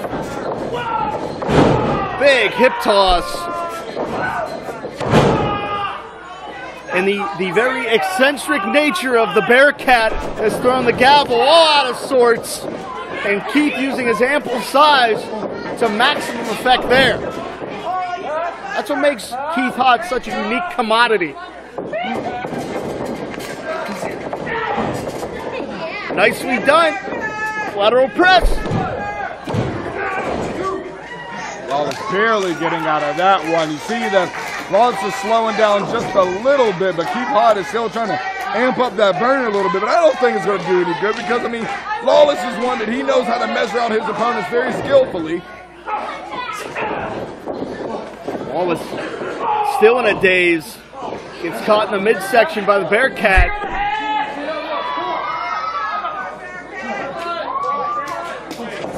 Haught took too much time. Oh man, his neck just got racked on those steel cables. As we talked about earlier, there is absolutely no give on those ropes. That'll blow a disc out real quick. I think one thing that you know I can say, I don't know if you guys will agree since you're so anti-Lawless, but one thing that I can agree with is that Lawless knows how to use the ring to where, you know, it's almost like a secondary opponent. There's no part that is forgiving about the ring. Well, again, I think that's what irritates me the most about this guy. He is an athlete. He is an accomplished wrestler. And if he wanted to take the spot, if he wanted to step up, challenge Brandon K to a match. You know what? Brandon challenged me to a match when he thought it was ready. It was his turn. And we fought it out in the ring like men. He didn't low blow me from behind. Look out here. Bearcat's got nowhere to go. Oh! And Wallace may have just cracked a metacarpal across the ring post. So you took some of their medical classes, Jim? It's like sitting out here with Gorilla Monsoon sometimes. That's the nicest thing you've ever called me. Don't get your hopes up. Neck breaker from Lawless. And again, I told you how resourceful Wallace was, and there's another example. Using the position of the referee to generate offense. It's not legal, but it's damn sure effective. If you give Lawless any inch of space to just think, I mean, like I said it before, and I can't stress it enough, you know, he has been in law school, has numerous degrees, and through that, you're learning how to think outside of the box, you know, inside and outside of the ring. And he's brought that into wrestling. That's why he's a prized possession here at Ryse. Yeah, the only degree I've ever had is a third degree, and it took me pretty far. It's a long time ago, though, right, Paul? Rehabilitated. Maybe not as long ago as we like to. Oh my goodness! You heard the contact there. And again, Haught's head snapping back on that canvas. Beautiful vertical leap from the gavel. Cover here, hook of the leg. Haught gets that left shoulder off the canvas. And to tell you the truth, what we just saw right there, that's what irritates the hell out of me when it comes to David Wallace. He actually is a talented athlete. He could accomplish all these things without these shortcuts. But he's an egomaniac, and that's why he tried to take Brandon K out of this sport. The gavel wants everyone talking about David Wallace, bottom line. I mean, that's how you make it here. You know, you need to get your name out there and make yourself known. If he wants everyone to talk about him, then, hey, I agree with him. Do that. By any means necessary. I don't see where you guys feel like he's wrong. I really don't. Beautiful DDT. Wallace had it scouted and just planted the Bearcat yet again. Wallace, a real ring general, just one step ahead as he forces Haught to kick out there. Look at the look in Lawless' eyes, almost like, what must I do more? What else can I do to get this win? 5 minutes gone by. 5 minutes. And Haught, he has a heart as big as anybody. He's as durable as anybody. He's won regional championships throughout his career. However, when you're in there with someone as devious as David Wallace, it's an entirely different equation. Let's face it, Haught does not look like your traditional athlete. And I know I'm not saying anything anybody else knows in this situation. But he has that stamina, kind of the Dusty Road syndrome. The man don't look like much, but man, can he go. I mean, you even see that right now, Paul. I mean, no matter what Lawless is throwing, he's still keeping this spinning neck breaker. And that's the other really major cornerstone of the Gavel's game plan. That execution, flawlessly done, no pun intended. Very precise, very pinpoint. And at this point, he's just content to sap the energy out of Haught. That's what he's doing right now. Haught is being forced to carry the weight of David Lawless. And the longer that happens, the less strength, the less air that Haught's going to have. But this jam-packed crowd in Lamont Furnace, Pennsylvania, rallying the Bearcat. He's been adopted as one of their own in many ways. What a leapfrog from Wallace. Beautiful drop kick. And right to the bread basket.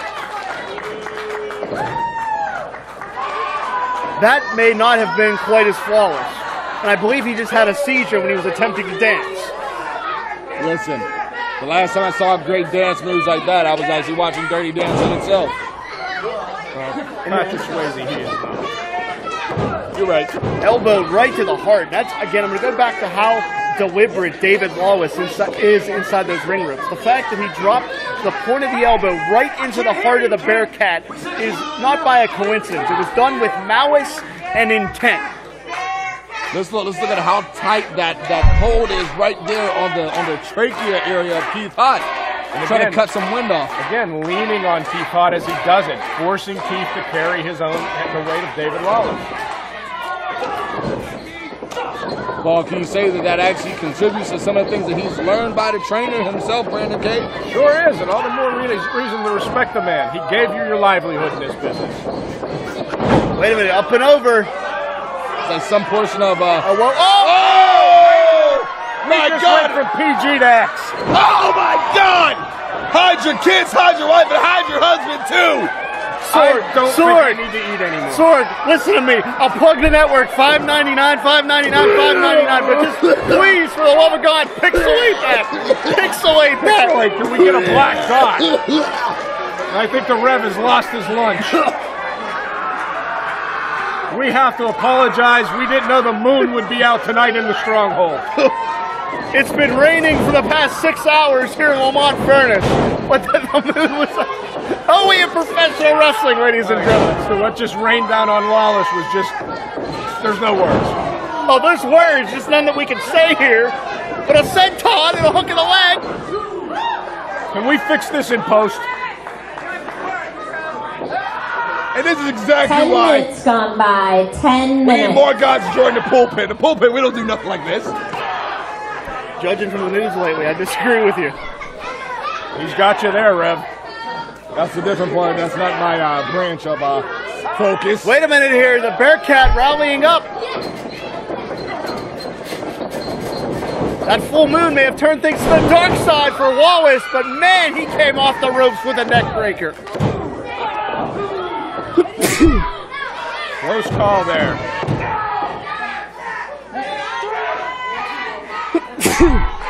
Bless you, sir. I think you're sneezing on a little bit of Keith Haught's rare hair. What the hell are you talking about? Wallace shoots him in here.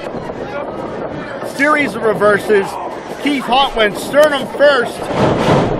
And again, just hits the canvas very, very hard. Notice Lawless working the body like a technician, staying on that neck. I'm talking that big leg drop. Alabama Jam, Bobby Eaton-esque. And you got to give it to Keith Haught. Paul, you talked about it. The man does not have a six-pack. He doesn't have abs. He's not bench pressing 300 pounds, but he's got heart, and it's tenacity.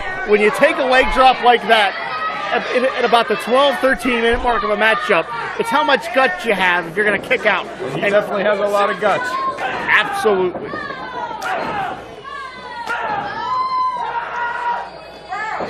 Little flip-flop and fly there. Stunner! A tribute to the Honey Badger.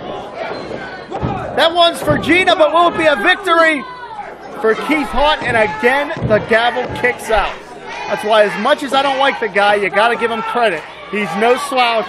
He's no ham and egger. He's no ham sandwich. Wait a second. You know, you typically see this with guys his size, but I think the Bearcat is going all the way up. The Bearcat may fly. Oh, wait a minute. Referee Nick Davidson getting shoved into the corner there.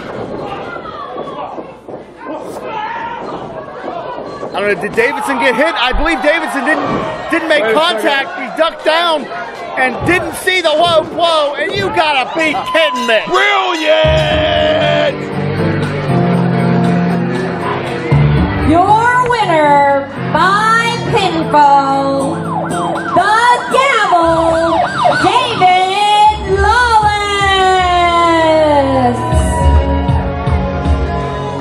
Like it or hate it, David Lawless got the W, and that's all that matters. He's going on, and he's continuing. to prove exactly what he's trying to tell all you. Lawless is flawless, you morons.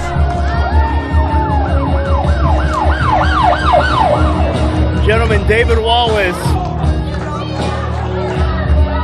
has scorched a path through Ryse Wrestling. Could it be a matter of time until Wallace challenges for that grand championship? Because right now his win-loss record suggests that he might be the next Ryse grand champion.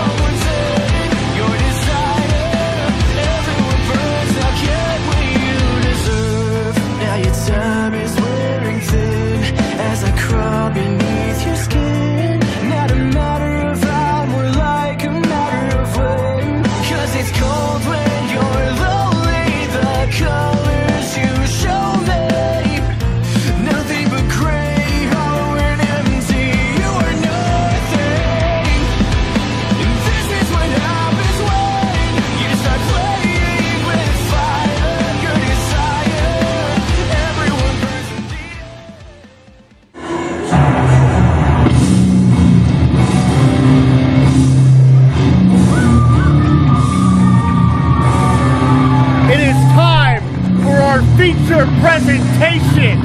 It is time for a rare title versus title contest. Interstate implications. The New Age Plague, Gory, is in the stronghold. The Remix Pro Wrestling Heavyweight Champion is in the stronghold. And one of these men can walk out of this building as a double champion.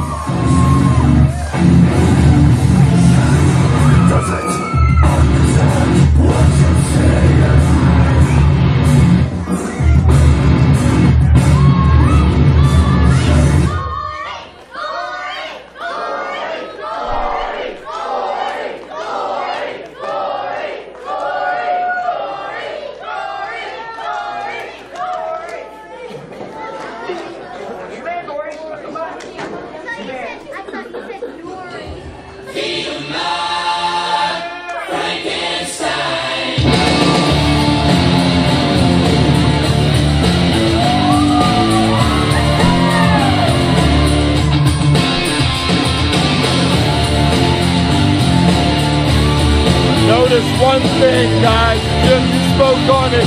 This is something that we have never seen here in the history of Ryse. Two companies battling right now tonight, one-on-one, title versus title. And there you can see the look in the eyes, and you're looking into death itself. That is our Ryse Grand Champion, the one, the only Reaper, Matt Conard. Gory and Conard tagged all over the East Coast, all over the world in the tri-state area as the Headless Horsemen, and one of the most dominating factions with what the guys we saw earlier, Mathis. But I believe you guys can agree with me, no one knows Matt Conard better than the one that's standing in the ring right behind him, Gory. One of the hardest working athletes on the independent scene anywhere. The Reaper, Matt Conard, the Ryse Grand Champion.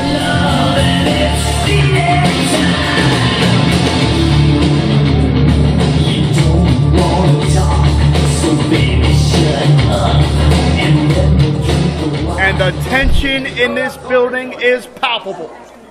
Rev, as you touched on it, these two men know each other like the back of their hand. In this corner, the Remix Heavyweight Champion, the New Age Plague, Gory!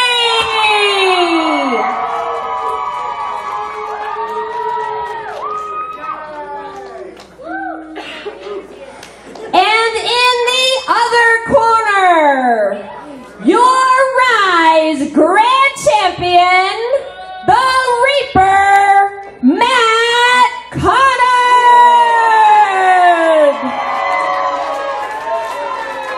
And I have to say, this building is split about 50-50 for these gentlemen. I mean, you can hear it even just in the chants that the fans are giving right now. My name's Jim Amato, being joined by Paul Atlas and the Rev Ron Hunt. It is September 8th, 2018, here at the Stronghold in Lamont Furnace, Pennsylvania. The Remix Pro Wrestling Heavyweight Champion Gory goes one-on-one with the Ryse Grand Champion Matt Conard. It is title for title, interstate implications here at Ryse. I mean, clearly, as you guys can tell, you can cut this tension, but not even a knife. You might need a little bit more than that because the air is so thick in the Stronghold Arena, as these guys are, you know, former best friends. I mean, no one knows each other more than these two, but what are we going to see here today? They know each other so well that, honestly, I'm split right down the middle. This matchup being brought to you by IndyWrestling.us, the Indie Wrestling Network, will put two of the top caliber athletes, two champions, in the same ring at the same time for winner takes all. And certainly we thank Remix Pro Wrestling for allowing their championship to be defended here, as we're distributed through IndyWrestling.us, through Smart Mark Video, and it's truly a historic matchup with interstate implications, as the New Age Plague and the Reaper will battle it out. It should be a fantastic contest. I mean, going right into it, if you guys are just now tuning in, the reason that Matt is so on right now is because as he tried to shake Gory's hand, Gory spit directly on our Ryse champion. Yeah, certainly a lot of animosity between these two. Gory feels as though Conard left him high and dry, that Conard pursued his own championship ventures. I disagree with that. I think Conard just wanted to achieve as much as he could. Well, as we alluded to earlier in the evening, when you're a tag team... Wait a minute, gentlemen. Helter Skelter has Matt Conard all hung up. That inverted neck crank, Paul, as you were saying. Like I was saying, when you're tag team partners, you travel the world together, you travel down the road together, and that means a lot. When one thinks the other one has done them wrong, then there's implications behind that. And that is the way Gory seems to feel right now, that Matt Conard left him. But I didn't see it that way. Both men had ambitions, both men went on their separate ways, you know, and again, like Bret Hart used to say, in this business, family become strangers and strangers become family, and this is the type of stuff that happens when one feels wrong. Well, certainly, you know, when you look at this matchup on paper, it's very evenly matched.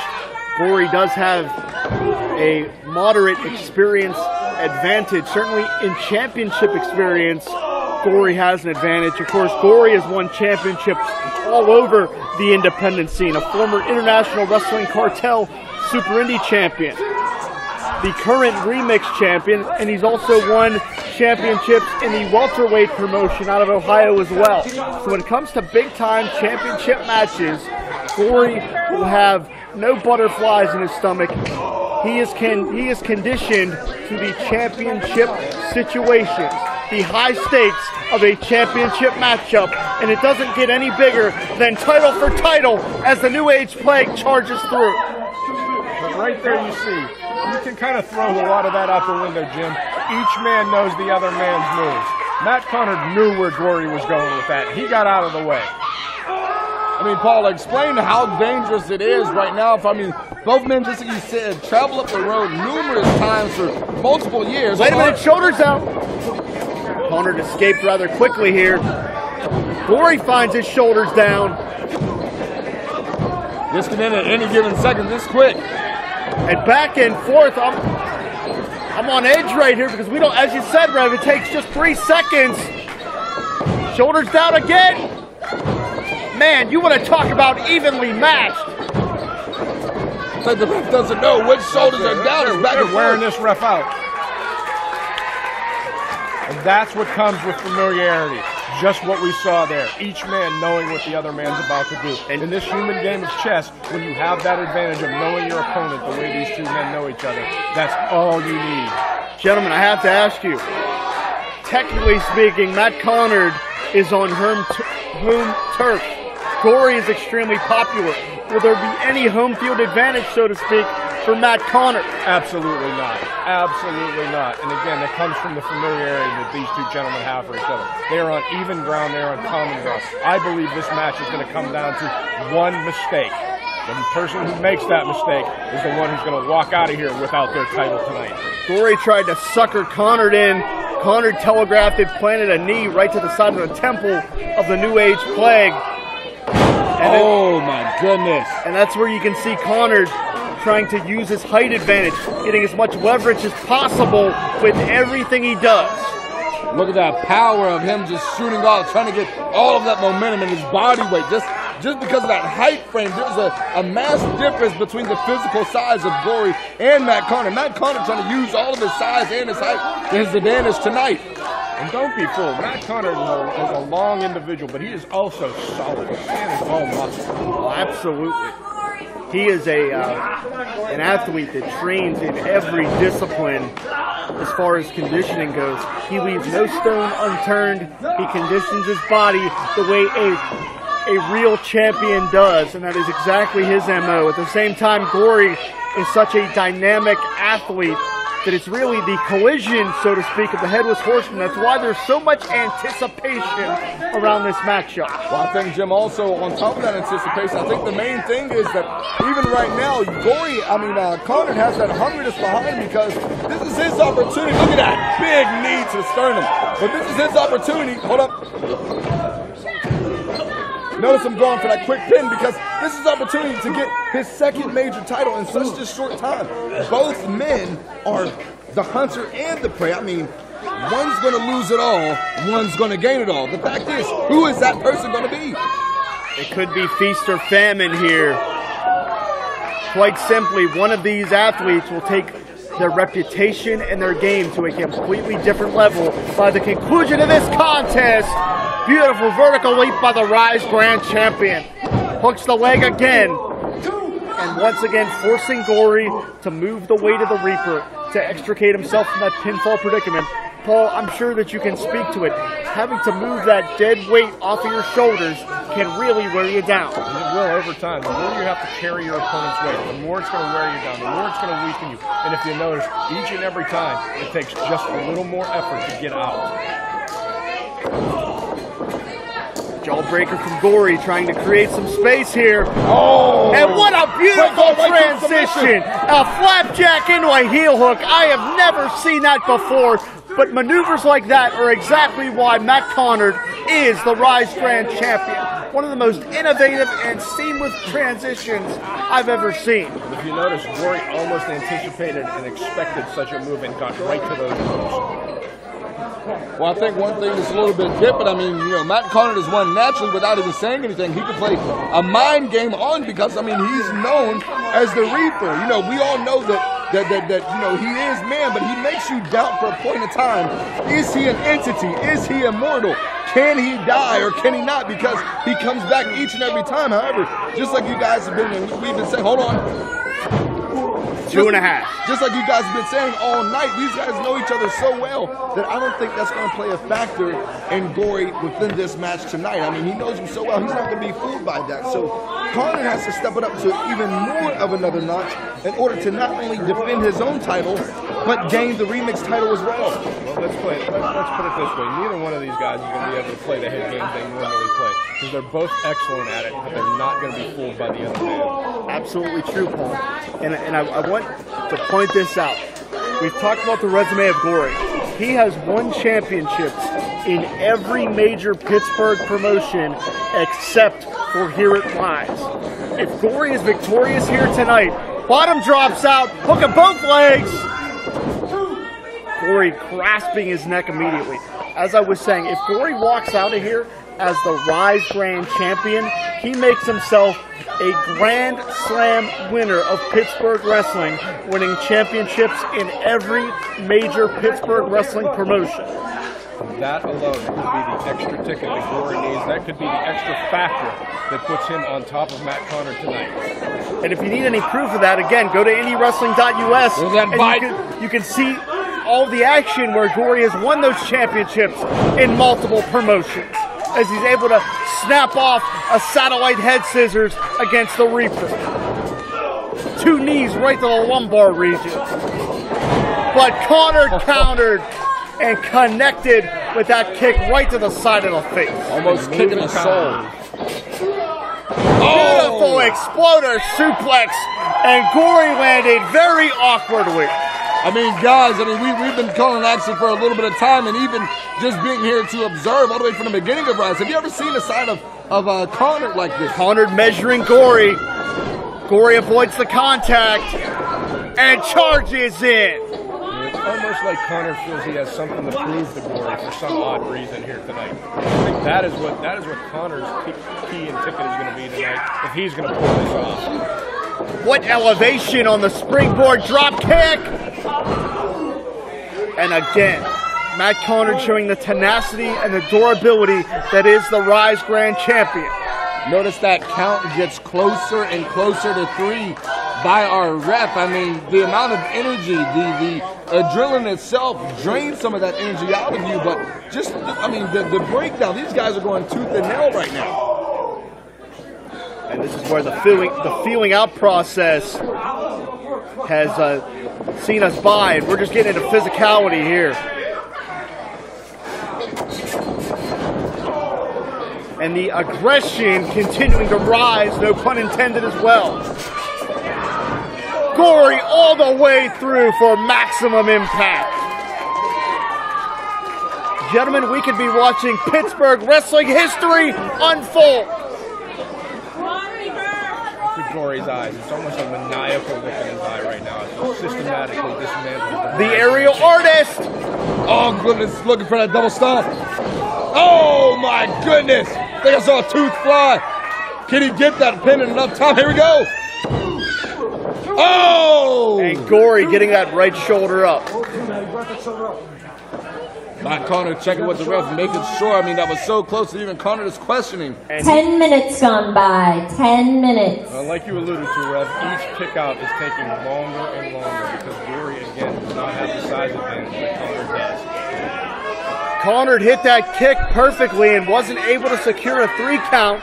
You have to wonder if he's questioning his own strategy here. I don't think he's questioning. I think, as you see right there, he's fired up. He's going for the... Gory avoids the contact. He telegraphed it.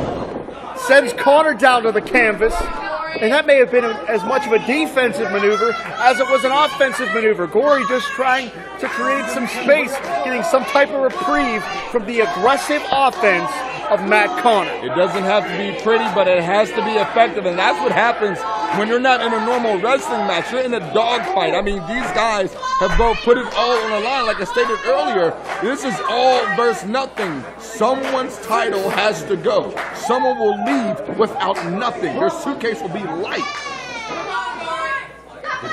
And it's gut check time here, fellas. It's going to be who wants it more. They're going to slug it out. Who is willing to sacrifice their energy and their body to call themselves a champion? Oh! Dig down deep. Both men trying to do that right now. And listen to the impact. You can hear it as these two are slugging it out.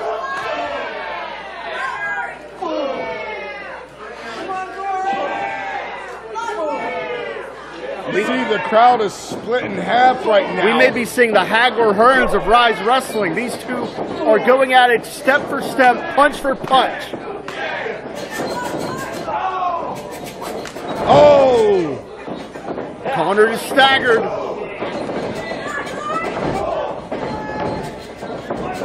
Goodness gracious. And they're giving it everything they have, gentlemen. Both men are literally out on their feet at this point. And you can see the Ryse Grand Champion is trying to clear the cobwebs. The Remix Heavyweight Champion trying to clear the cobwebs. In a very rare title-for-title matchup that will have interstate implications before we go off the air here tonight. I can say it doesn't matter who is going to be the victim or the victor. Wait a minute, Gory could be going for...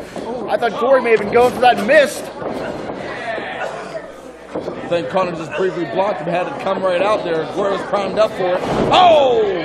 And you saw the challenger's neck snap back. And Gory, again, getting his shoulder off the canvas. That's been barely this time. And the frustration is written on the face of Matt Conard. This building has become eerily silent during this match. I don't think these fans know what to do with it. Well, it's very tense here because we know what's on the line.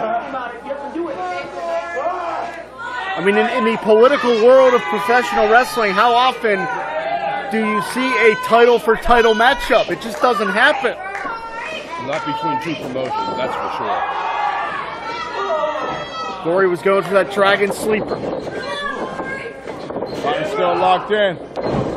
The New Age Plague lands on his feet. A series of shots staggers the Reaper.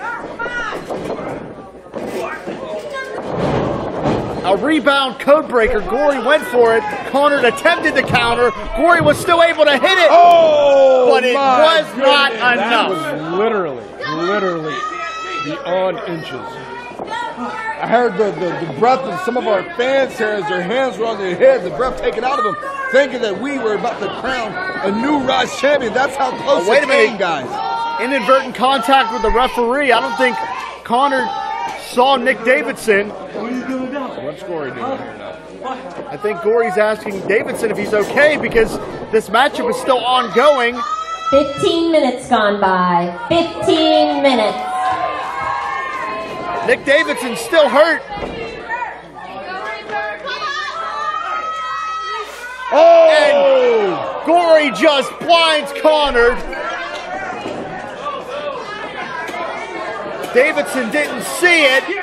Oh my Springboard goodness! double stomp. New champion. My goodness! New champion. Oh no! No! You can't get any closer than that. Not by the hair on the chinny chin.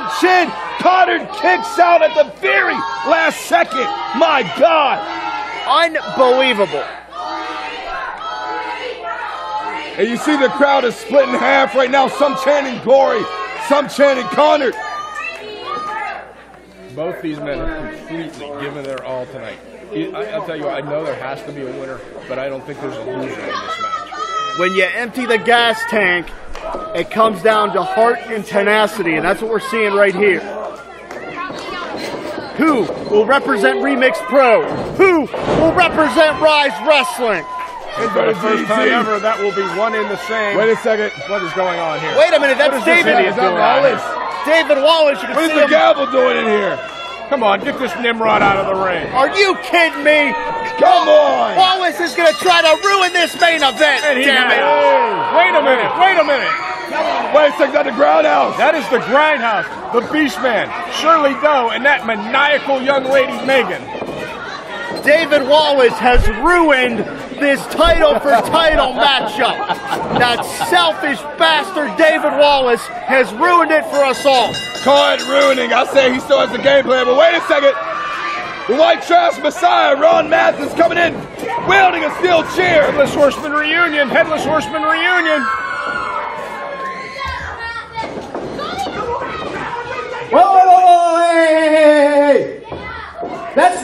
how tonight is going to end. We came to see a fight, so a fight is what we're going to get. So David Lawless, Shirley and the Beastman, you're now in a 6-man tag team match against the Headless Horsemen. And guess what? It starts right now. Marcus Mann, head of talent relations here at Ryse Wrestling, has just made the edict. Grindhouse and David Lawless, you want to try to spoil our main event? You want to try to spoil our feature presentation? Now you've got to take on the Headless Horsemen. And now it's a war. Goodness. Because not only did David Wallace rob these fans of a historic feature presentation, but he also robbed Conard and Gory of the opportunity to leave this building as a double champion, and now Wallace has hell to pay from all 3 of the Headless Horsemen. And just like that, foes have become friends, and we've got a hell of a match here now. Call it robbing. I think it's a blessing in disguise. I mean, you just heard Marcus Mann say this is now a 3-man tag. The Headless Horsemen as a 3-person tag have not tagged in over 3 years since the last time when they went against the Young Bucks. Look at that, and Chance Profit. He's gonna hide behind a girl. Wait a minute, Megan Myers is hey, she's a goth chick. What the heck? Doe and Gory, who were trainer and student at one point in time. And notice how Wallace is in the ring trying to hide from the confrontation on the outside of the ring. This is definitely unexpected. There's bodies everywhere. There's a wild Beastman. Doe is taking it to Gory. Watch out. Gory goes into the wall. And it looks like, oh yeah. I think a beverage just hit Doe in the face. Man, look at that despicable human being, David Lawless. You started this, and now you're going to run around and hide like a little girl. I don't know how the hell we're going to keep up with all this action. Look this is a fight right now. Beastman and the White Trash Messiah. Gory just hit the post. And now Wallace cheap-shotting Matt Conard, and that's clearly Wallace's MO out of this whole thing. And he's still using Megan Myers as a shield. Not a shield, he's just trying to talk to her.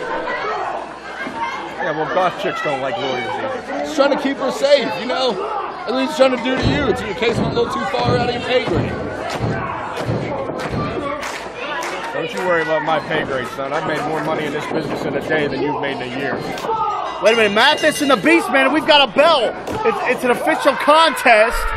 We're actually going to have some semblance of a 6-man tag match. That didn't work out too well, did it? And this one was almost over as quickly as it started. As we stated, we could potentially be seeing history right here at Ryse. I mean, the Headless Horsemen, Ron Mathis, Matt Conard, Gory have not been together in the 3-person tag connection ever since they've been at Remix when they faced the Young Bucks and Chance Profit. I mean, we're seeing history right here at Ryse. Oh, Beastman's going to show him how it slams. An impromptu Headless Horseman reunion. But this is, again, David Wallace putting the spotlight on himself. And quite frankly, I hope the Headless Horsemen tear the gavel to pieces because that's what that jerk deserves. Oh, now earlier you wanted Paul to not be biased, and now you're being biased. Hey, he's just calling it like he sees it. Well, I think he's blind. And Mathis is in the wrong part of town because when you're in there with Shirley Doe, he won't think twice of fish hooking an eye. I don't know if we can show that, but I think Doe said he's going to kill this guy. Well, that is Shirley Doe's mindset, believe me. He can get away with it. He has Lawless as an attorney, the greatest attorney in all of the tri-state area. Now you don't have to be innocent. You just have to be good. And now Beastman leveling on Mathis with a series of shots. Mathis avoids the contact. Oh my goodness, this will be the biggest sunset flip. Oh! Some things speak for themselves, gentlemen. He just crushed his chest.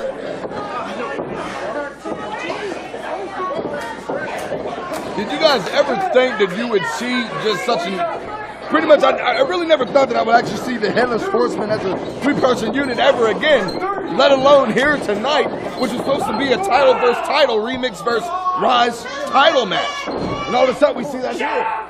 Yes, all because of David Lawless and his stupidity. But I'll give it to Marcus Mann, our head of talent relations. He was not going to let this night end on that note. And he's going to make sure that this contest ends on a high note tonight. You know, we talked earlier about Ron Mathis' pedigree of wielding white tubes and barbed wire and broken glass. Doe did the exact same thing about a decade ago when he went to Japan. So Doe and Mathis are two peas in a pod. Doe will hit you with everything, including the kitchen sink. They're both crazy, they're both insane, and they both somehow escaped out of the straitjacket. I think they're a match made in heaven. Yeah, well, when it comes to insane, I'll give Doe just a little more, because he's a lot more insane than the other guys. I tried to invite Doe to the pulpit one time. That was the worst mistake I ever had. Yeah, I don't think so. I think you got a better chance of Charles Manson joining the Vatican, Rev. Well, these days there's a lot of open spots there. Mathis works his way back up to a vertical base. Shoulder tackle puts Wallace down, but can Mathis make the tag?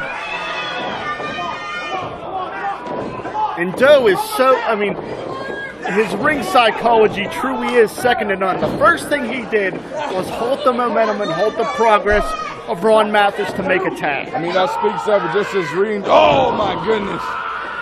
Staying straight on that knee from Beastman, but I think it just speaks of his ring generalship and just his veteran-like experience overall, knowing exactly what to do.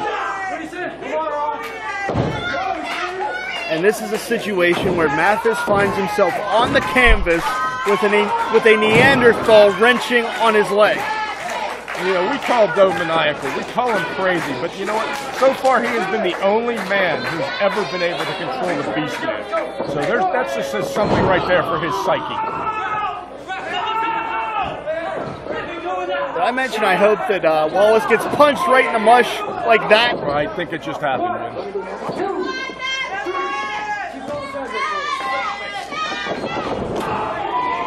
Wallace runs into a back elbow. Mathis trying to fight his way out of the corner here. Wait a second. Tornado DDT! Tornado DDT. And now, can Mathis make it to the corner? He's got to get to his Headless Horseman partners very quickly here. This match could be over. Beastman's in. Notice that Ron can't make the tag as quick as he wanted to because that knee that they've been focusing on for the good portion of the first half of this match has failed them. And if you notice, we call Grindhouse again. You think these guys are crazy, these guys are maniacal, but again, they have the techniques, they have the technology, they're working on that leg. And like the immortal Arn Anderson said, a three-legged table is no good to anybody. And again, Mathis doesn't know where he is, excuse me. I don't think you know where you are right now. Sitting next to Rev for 3 hours will do that to you. It's exhausting. I apologize. I'm the greatest thing since sliced bread itself. Yeah, I don't eat bread. And no carbs. And notice how Wallace is relishing and reveling the opportunity to make the main event of this production about himself. Every time Wallace steps inside the squared circle, he's grinning like a Cheshire cat because he's putting the attention on himself. I'll tell you, if Mathis doesn't get to his partner soon, I don't. Not only will this match be over, but I don't think he'll ever stand again. He made the tag to Conard. Conard to Beastman. Oh my goodness. Bicycle kick right to the jaw. Right to the top of the head of Lawless. That's a good way to jaw your spine. You get hit the top of the head like that. Thunderous clothesline. You can hear the thud. And unfortunately, gentlemen, I think it's a matter of time before things break down once again because Beastman and Mathis are fighting it out outside while Wallace and the Gavel are going at it inside the squared circle. And Wallace caught him with a neck breaker coming off the ropes, but he doesn't see Gory. He does now. QAS hits and plants Lawless on the back of his neck. Wait a second, Doe's in there now. Doe going for the silly head DDT, but Gory's trying to block it. Gory put on the brakes. Dragon Sleeper. Wait a second, that Meg Myers. What is she doing? And the maniacal Megan Myers is trying to choke out the grand champion. Screaming right in his eardrum. Oh no! This is not going to end well for this young lady. Look out! Spike Tombstone Pile Driver. And I think she's done. See the bend in her neck. The Headless Horsemen are showing no reprieve for anyone, not the Grindhouse, and certainly not for David Wallace.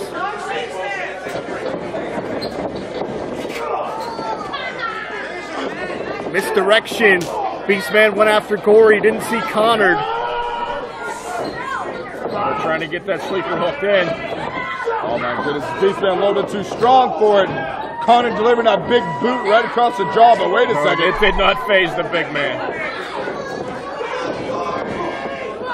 Beastman caught the second one. Oh, wait a minute, he's got him up! Oh! He just planted the grand champ. That could be it! And that'll do it! The Beastman has just pinned the grand champion! That in itself has major implications. And this building has gone silent.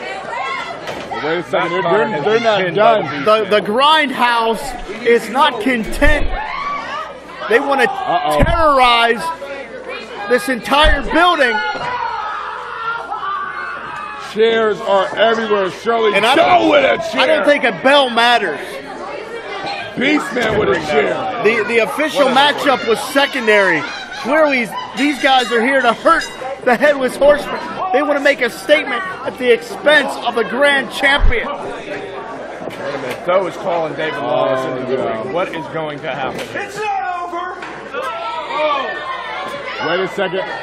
This is going back to what David Lawless did to first-class Brandon K. That took him out of commission. Wallace is going to try. Wallace is going to try to put the grand champion on the sidelines. Oh my God. We know the music, but that can't be Brandon K. Brandon K just had shoulder surgery the other day. I seriously doubt he's going to come out. It's not him. It's all a hoax. I don't think he's even in the building. Look behind you, David He Wallace. is in the building, and he's in the ring. Oh my God. Oh my God. Brandon is in the ring. Oh no. And Wallace targeting the arm again. Well, wait a minute. Wait a second. Oh, whoa. Oh, maybe Brandon didn't have shoulder surgery. Maybe it's Wallace who's being swerved. Yeah, wait a second, huh, Rev? Maybe it's Wallace who was swerved. Rev, do whatever it takes, Rev. Brandon K, not only is he in the ring, but he's healthy. You have to be kidding me. Are you serious? The Gavel's plan has been foiled. I'll tell you what. And Wallace, I knew Brandon paid attention all those years. In the red place. No. Wallace will not escape unscathed here. This is every single student they try to take out. No! Get out the ring, Lawless! And the cage driver to David Wallace. You have to be kidding me! What's the matter, Rev? Brandon K is reclaiming Ryse. Wait, no, don't you do it! What? Don't you do it! Oh, it was all fun and Don't games you now. do it! And if there's anyone that deserves a broken arm, it's David Wallace.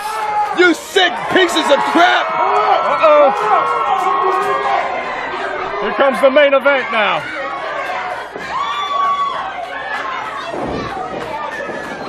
We have got an old-fashioned Mexican standoff now in this ring. And I wonder how much Wallace had to pay off the main event to get them to have his back here tonight. It's not paying off a simple principle of fact. You shouldn't do this, trying to take out your own trainee. What's wrong with you? Wait a minute, it's okay to take out your trainer. Whoa, guys. Marcus Mann, director of talent here. We're not doing this right now. We're not doing this right now. Okay, hear you. Tensions are boiling over okay, here. I know you want this. All right? This is unreal. So, on October 6th, out of here. I say, Sorry, that Rev, you Lawless didn't get your way. takes on Brandon K. And to make sure there's no funny business, I say we make it a lumberjack match. All right, you know what you want. You know what you want. Marcus Mann has made the edict. Brandon K, David Lawless, lumberjacks around the ring. And I can guarantee you, I have taught Brandon K everything he knows. David Lawless better head for the hills. October 6th, back here at the Stronghold, Brandon K will finally get his hands on David Wallace. Matt Conard, still Ryse Grand Champion. Paul, it's been a hell of a night, but we got to sign off. For Rev Ron Hunt, for Paul Atlas, my name's Jim Amata. Make sure you check back here, IndyWrestling.us, the Indie Wrestling Network for $5.99 a month. My name's Jim Amata. We'll see you next time here at Ryse Pro Wrestling. Brandon K gets his hands on David Wallace October 6th. It's been your pleasure. Thank you, sir.